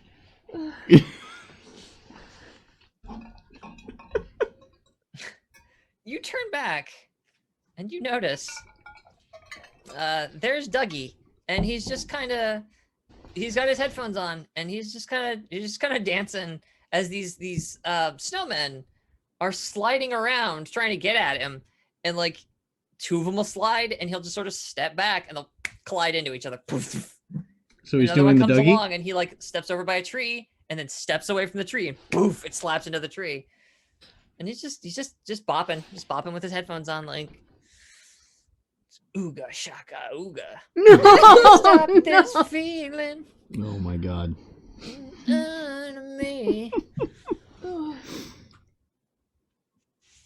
As the whistleblowing has stopped because she's just standing there agog, like her jaw has dropped, and she's staring at this like, what the heck? Is she still in the faces? Yeah, she's up on the wall, Okay, so but she he kind jumped of gets her back. above it. Yeah. Because you pushed it to the other Yes. direction. I haven't Basically, yeah, gone there's just yet? enough room for her to Yeah, not you be haven't inside gone the yet. faces. Yeah. Yeah, so if the coach is looking over at the mess of Dougie, I think Esme's going for just a sweep where a kick just whirls around and is going to try and like Knock her off the wall? Totally. um Show me That's that sweet. attack roll. I would have taken aim. Yeah. Aim, Totally. so that would be Totally. a 50, Plus 60, so 70 to hit. I love the idea of like Esme's aiming is like going over there and just kind of like observing the whole situation. Yeah, she's like, one. That's a crit. It's a 44. you what? That'll do it. Uh, A 44 will Third or crit. fourth crit? Jeez, yep. They've that's a been 1d6. thin on the vine Yeah, yeah, up that's till fair. today. That's fair. We're putting all of them in the OAV. Awesome. Perfect. yeah, so you foe That must sweet, resist sweet animation coordination. budget. That's true, actually. This is the thing that's worth noting is that it's way better animated than usual. Everyone's That's why hair it's in a snow follicles. fight. Yeah, like the When snow, your like when your looks bangs amazing. got cut. Holy fuck, that scene. Mm. Yeah, Oh, there yeah. was like 80 frames in that 1 second alone of the hair flinging. Oh yeah, and like they maintain the continuity of that for the rest of the OAV. Like they remember that little chunk of the bangs is cut. Esme's boot's gonna make contact with their temple with 11 damage, and they'll need a coordination test to be knocked prone. Their temple? She kicked that high? She's standing on a wall. I thought it was a sweep. They go really high. I mean, all right. Damn. How high is the? I'm thinking like If the player can do it, I'm gonna rule that it's possible because what I just saw them do was incredible.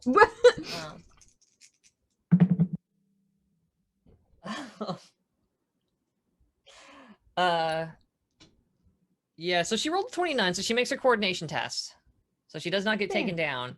there. But she just get cracked in the dome for how much? 11. Fucking hell. The big boot. It's the goth boot. Yeah. She reels from that. That is I gotta think about. Yeah, so she hasn't taken any actual damage yet, so she's only lightly injured. And crit just means that they can't dodge it, right? Yeah. Correct. Yeah. Okay. No, she couldn't get out of the way of it. She's just kind of sitting there like staring at it, and then whonk, like in the back of the skull. Pay attention to me. Ah, what the? And she like spins around. And as she does, you just hear from behind her, "Nah, bad idea." And what, like 3 of her snowmen slam into the back of her, knocking her down into the ring. But she is largely just. Oh, you just hear from inside the ring. Oh, as she lands in the faces. And then there's Dougie just standing behind, like just like 2 steps to the side of where the the 3 snowmen collided. Hop on up, come on! No, Hey, hi, Esme. Esme offers a hand to help. Like, Oh yeah, and he takes your hand and hops up in. I think we have to get her out of here first, though. I don't think we win yet, because like the robot that shoots confetti didn't say anything, so just bop it along. I'll grab legs. Oh my god. He watches you. Like he just watches you. Fine. Tries to pick up and Just one leg at a time.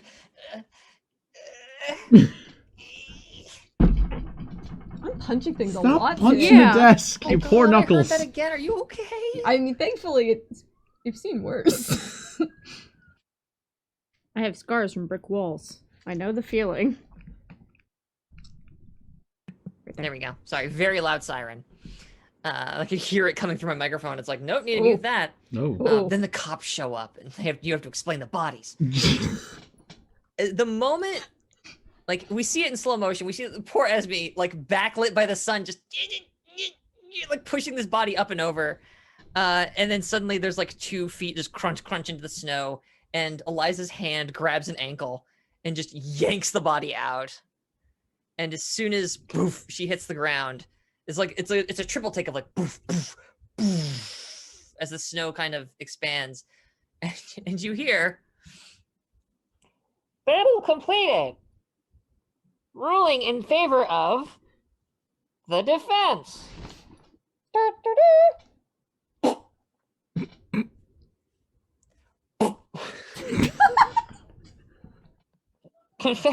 Confetti cannon failure to activate. Deploying auxiliary confetti cannon. The back of this thing opens up and a shitload of snow just foops at the butt of it. All over poor Lotta, who's still just like huddled down behind the little snowbank with her Paintbrush. giant paintbrush.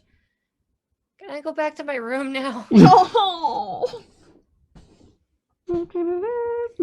Auxiliary confetti can. We fade out on that and fade back up on the cafeteria has a lot of the tables have kind of been pushed to the side. It's been sort of made into like a makeshift like holiday banquety kind of area.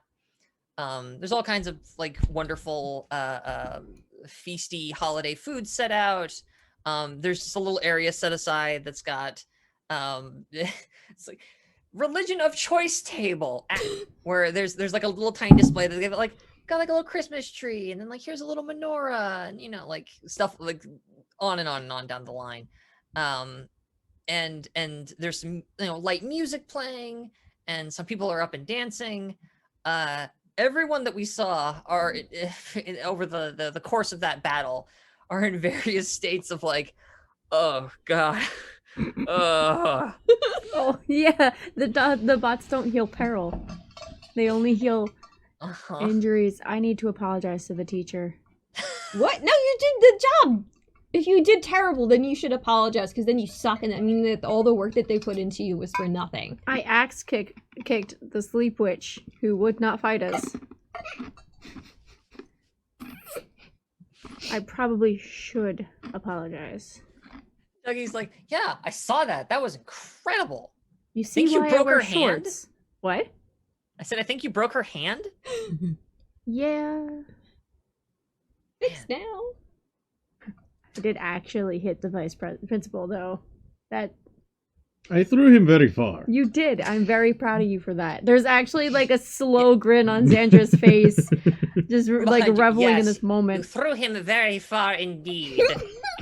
How's your neck? You did. Shh, your face. I do not wish to hear words from you. I am addressing the Ushankad one. You, freshman.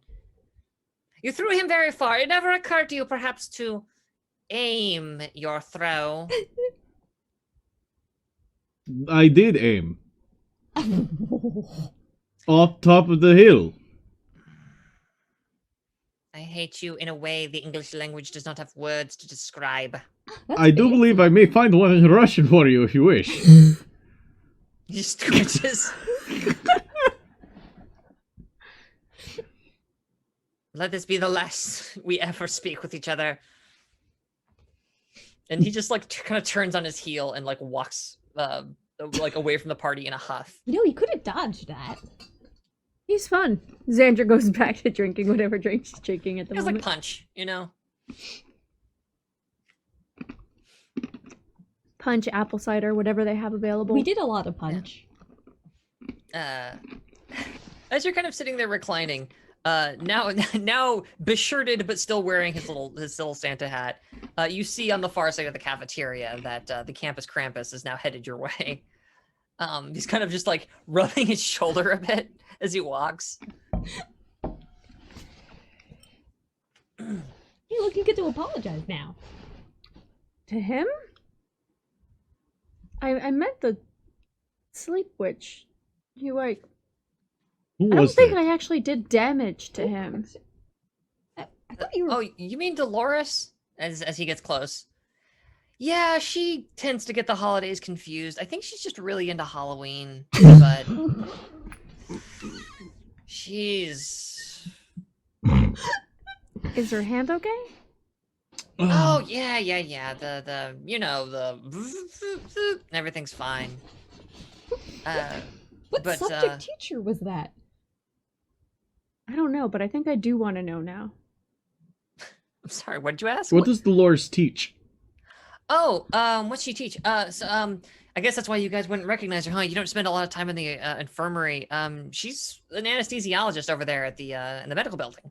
She's not actually one of the faculty here. She's kind of cheating. That's why she could be outside the little ring there, and why she doesn't technically fight anybody. That is cheating. Oh. Nice.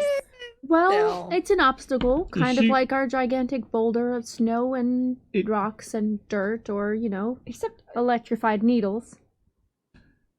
Would you please give her my kindest apologies?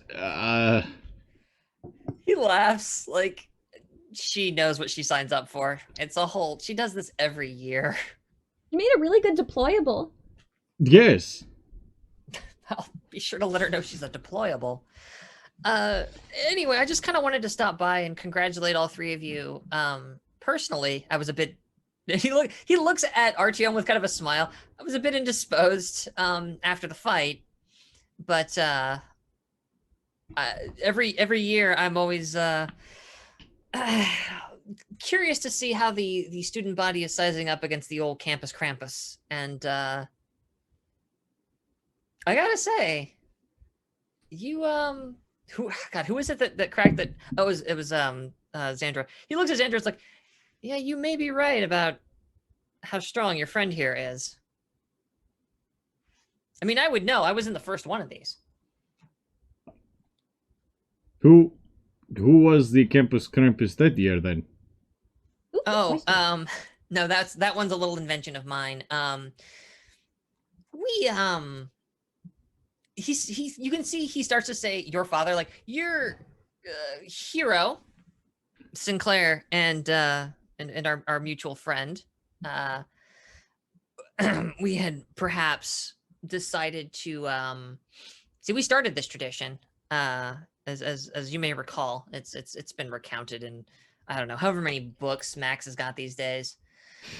We just well, here, I shouldn't be giving this kind of advice to students, but he leans in and says, if you're ever going to get your hands on some fake IDs and go out bar hopping in town, make sure it's one that the faculty doesn't frequent. A little bit of a word of advice from you. So anyway, we ended up in a situation where we kind of lost our winter break, but Max... I'm not surprised.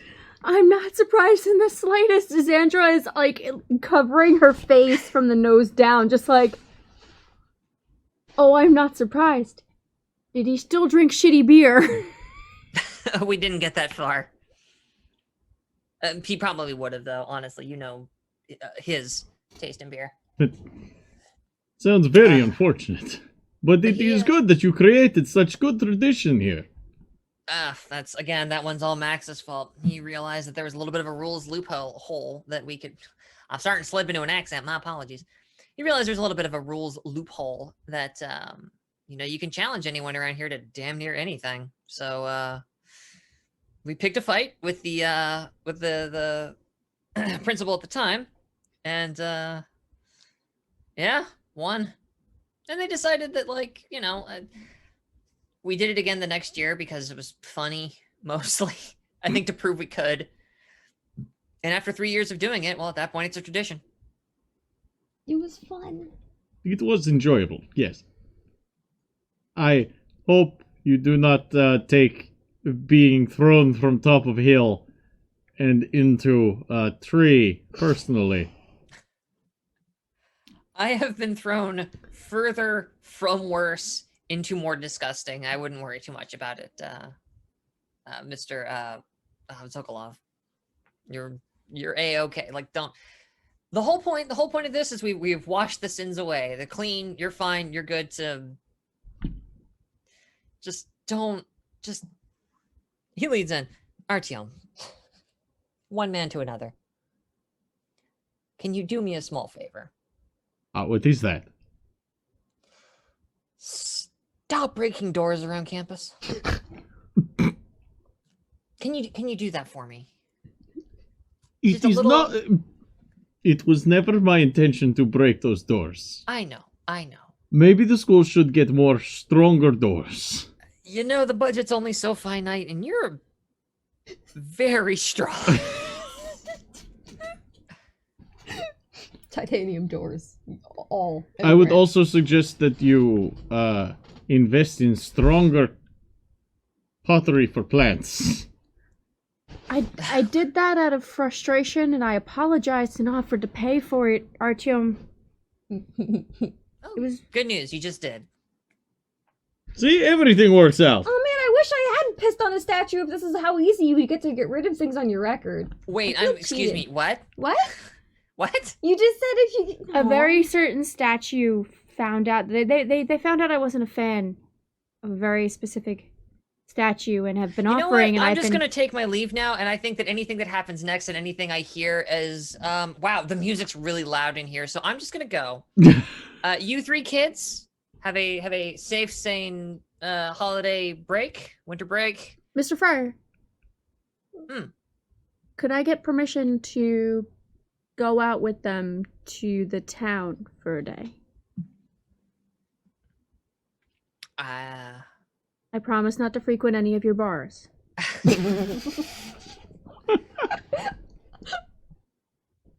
think that might be fun. Yeah.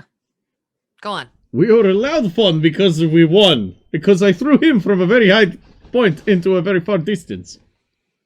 Just don't get into any trouble. And he stands to leave.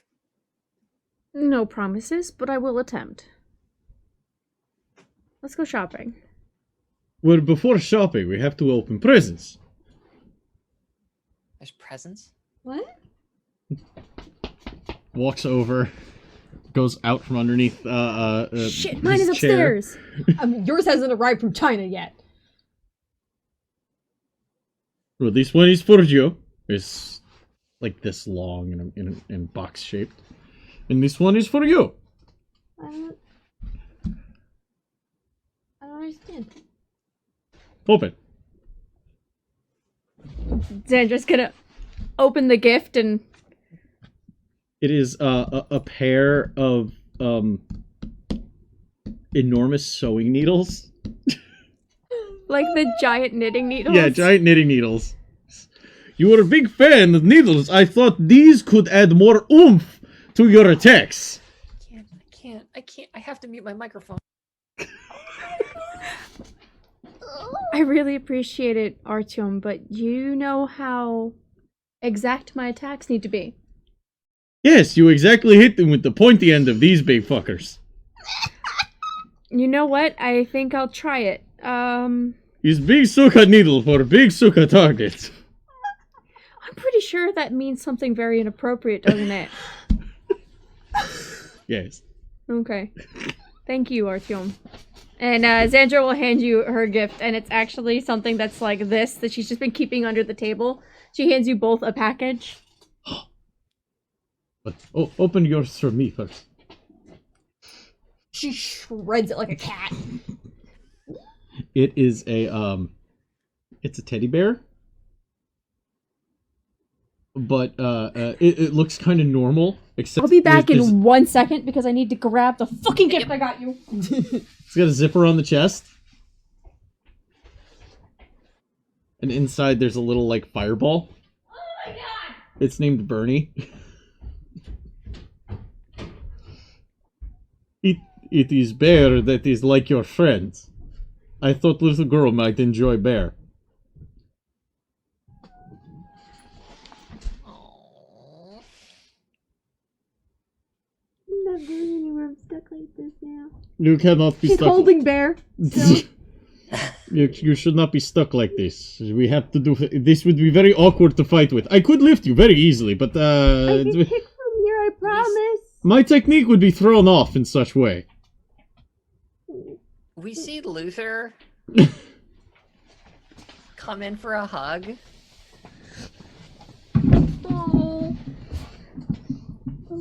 Oh, She unzips. This is the one I got you. You have to open it up at your... Yeah, so she's gonna unzip it and then tuck the bear in so that the bear sits like this. And sling it over her bag, and she's just pink is streaming down her face. It's just these angry pink lines and just gross snot a little bit, and she's just holding it. like we see you come like out of the hug, and it's just like it's very sweet, and then we like get the close up of your face. And it's like, oh, Yeah, yeah. It's just the big jeez. white circles and the wibbling stream. yeah, just, I will say that looks really cool on stream. Lights. Inst. Oh, and oh yeah, actually it does. Artium Tears is open. It is actually like a signed maximum laptop case for your laptop that locks so that no one can steal it.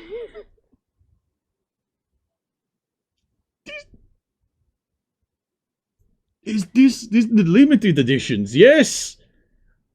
Yeah. The signature is stitched into the side. This is beautiful. This must be very expensive. How did... No, he puts it down. It is from you. Thank you.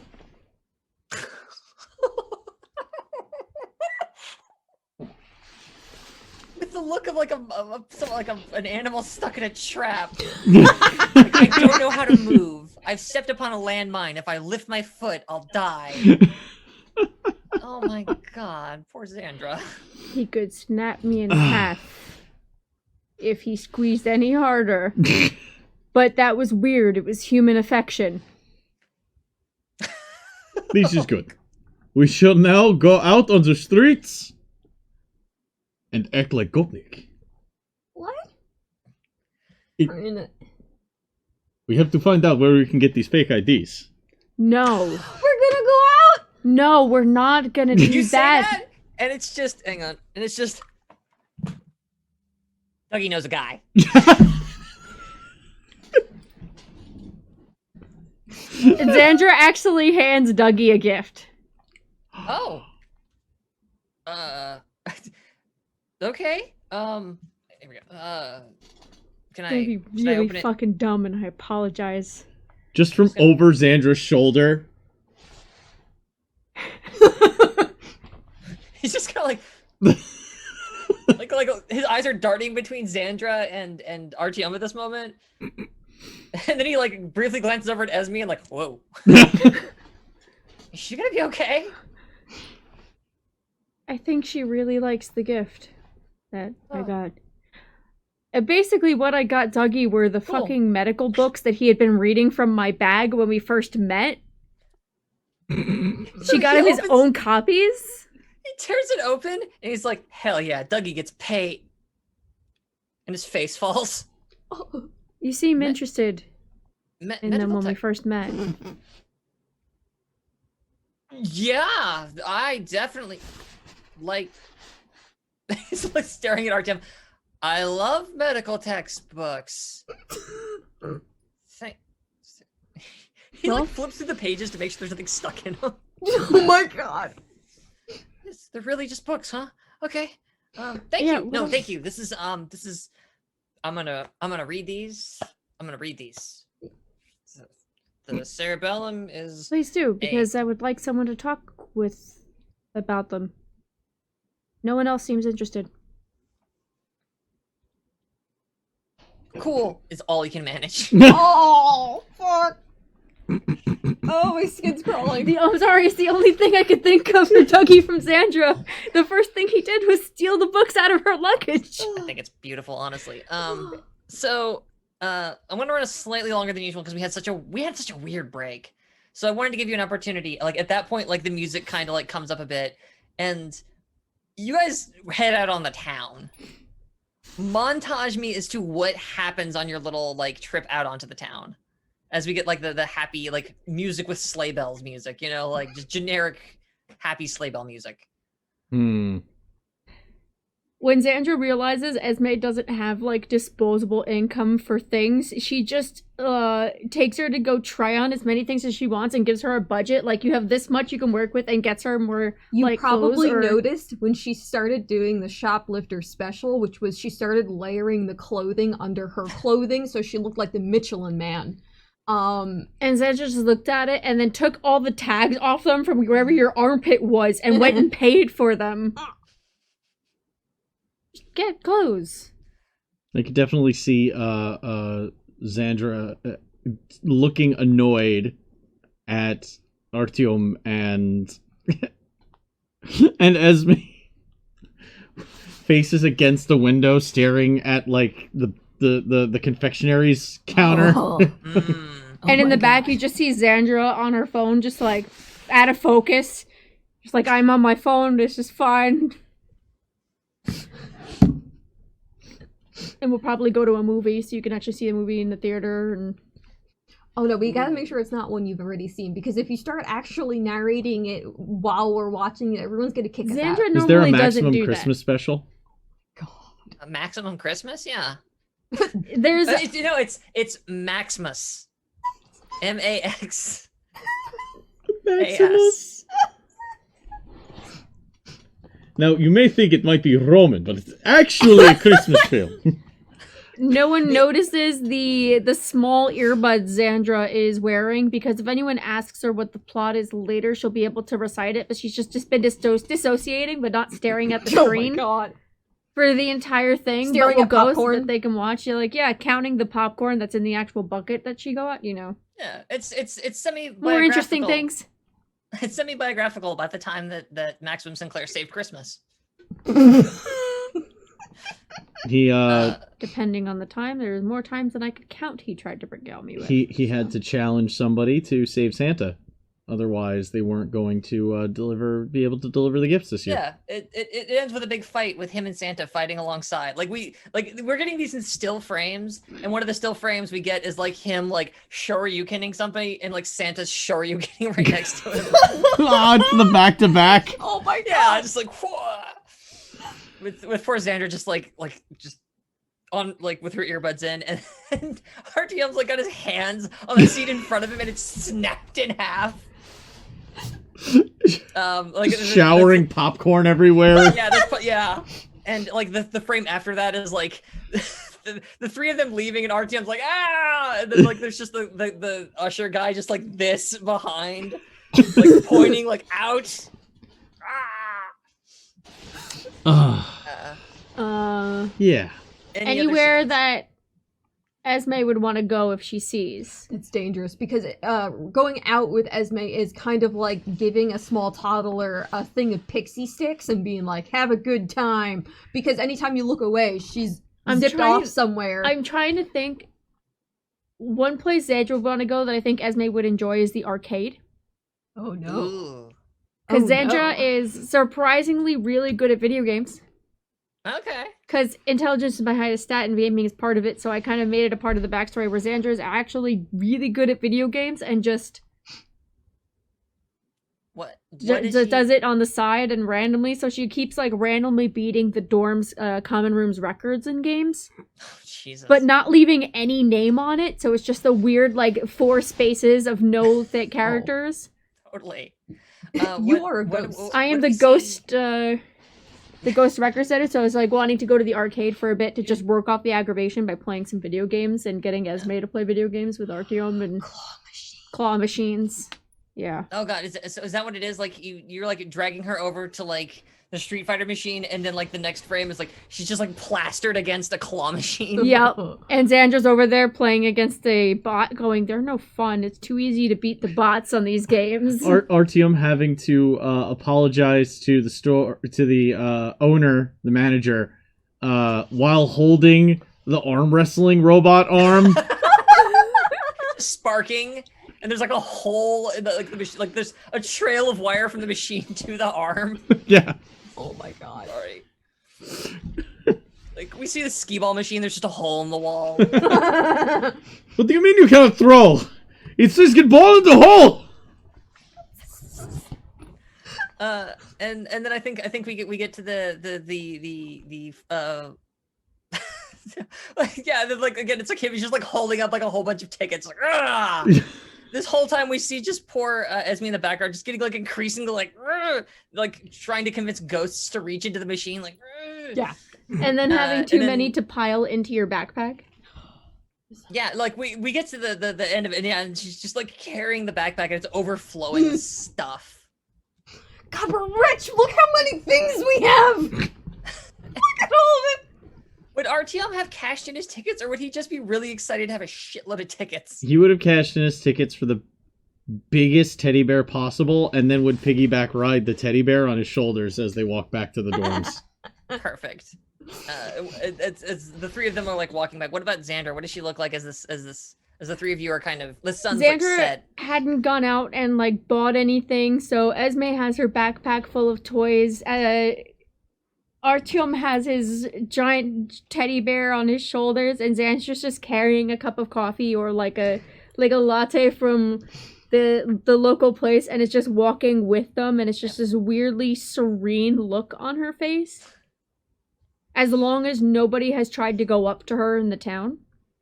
No, She's God, no. almost smiling. There's almost a smile shit. there. It's Almost just a smile. like It's a vague- it's one of the most peaceful expressions anyone has ever seen Xandra make. Yeah, and Really good and I coffee. think that scene of these three good friends, with the sun kind of setting on the street behind them as they're kind of walking down the street. Wait, hang on. I was about to fade out, but it looks like. Did you think of something there, or? Hmm? Okay, sorry. It looked like you were laughing about something. As these three good friends with the sun behind them, setting down, and along the road, along these busy streets with happy families and happy couples in a world where there's not a pandemic, are hanging out with each other. And hanging out at cafes, and they're kind of walking their way back to the Firebrand Academy. That's where our OVA, our special, kind of fades to black, and the credits fade up, and that is where we're gonna end tonight's episode. Thank you so much, everybody, for joining us. That was hope you had a delightful. good time. I loved everything about that. I think that was our first time we had like a holiday special. And my favorite moment of the night, I'm not going to give you the pleasures, Ed. My favorite moment of the night hasn't happened yet. Oh no. We come back up Shit. on a fireplace in the vice principal's office. And there's a small table set in front of it, and two chairs. And a pair of there's two glasses get set down by hands from out of frame, and the photo as we kind of pull back, it comes into focus that it's the photo that we saw on Vice Principal Fryer's desk way back when. That was clearly him as a kid. In fact, we the audience recognize this now from the introduction sequence. This is Fryer as a teenager when he first was here, Maximum, of course, when he was still a teen, and Harper, and she's there, and the three of them kind of got their arms around each other, and she's got her sword, and Maximum's flexing, and Benny's got his glasses, and the two glasses get set down, drinking glasses, and a bottle of something gets poured, a small bit into each glass, and as the camera pulls back, we see that Benjamin Fryer is dropping just one little piece of ice into each glass as he kind of sits down on one of the chairs by the fire. And he kind of looks down at the photo, and he looks up, and we see that Maximum is sitting in the other chair across from him. And he just kind of raises up his glass, and he says, sorry, one moment. Oh, God. He says, to Kyla. And Max kind of looks at his glass and says, yeah. The two of them tink, and as the glasses tink, it cuts to black.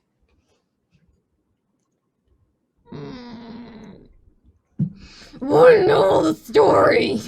Class dismissed. So, speaking of being incredible, I'd like to remind the folks who we've been, starting as ever with my good friend over here. We have been... Cake. Connery. Sandra Lee. And Fox, and I am here reminding you once again, my good friends, go in peace, find your peace, find your bliss, and stay evil.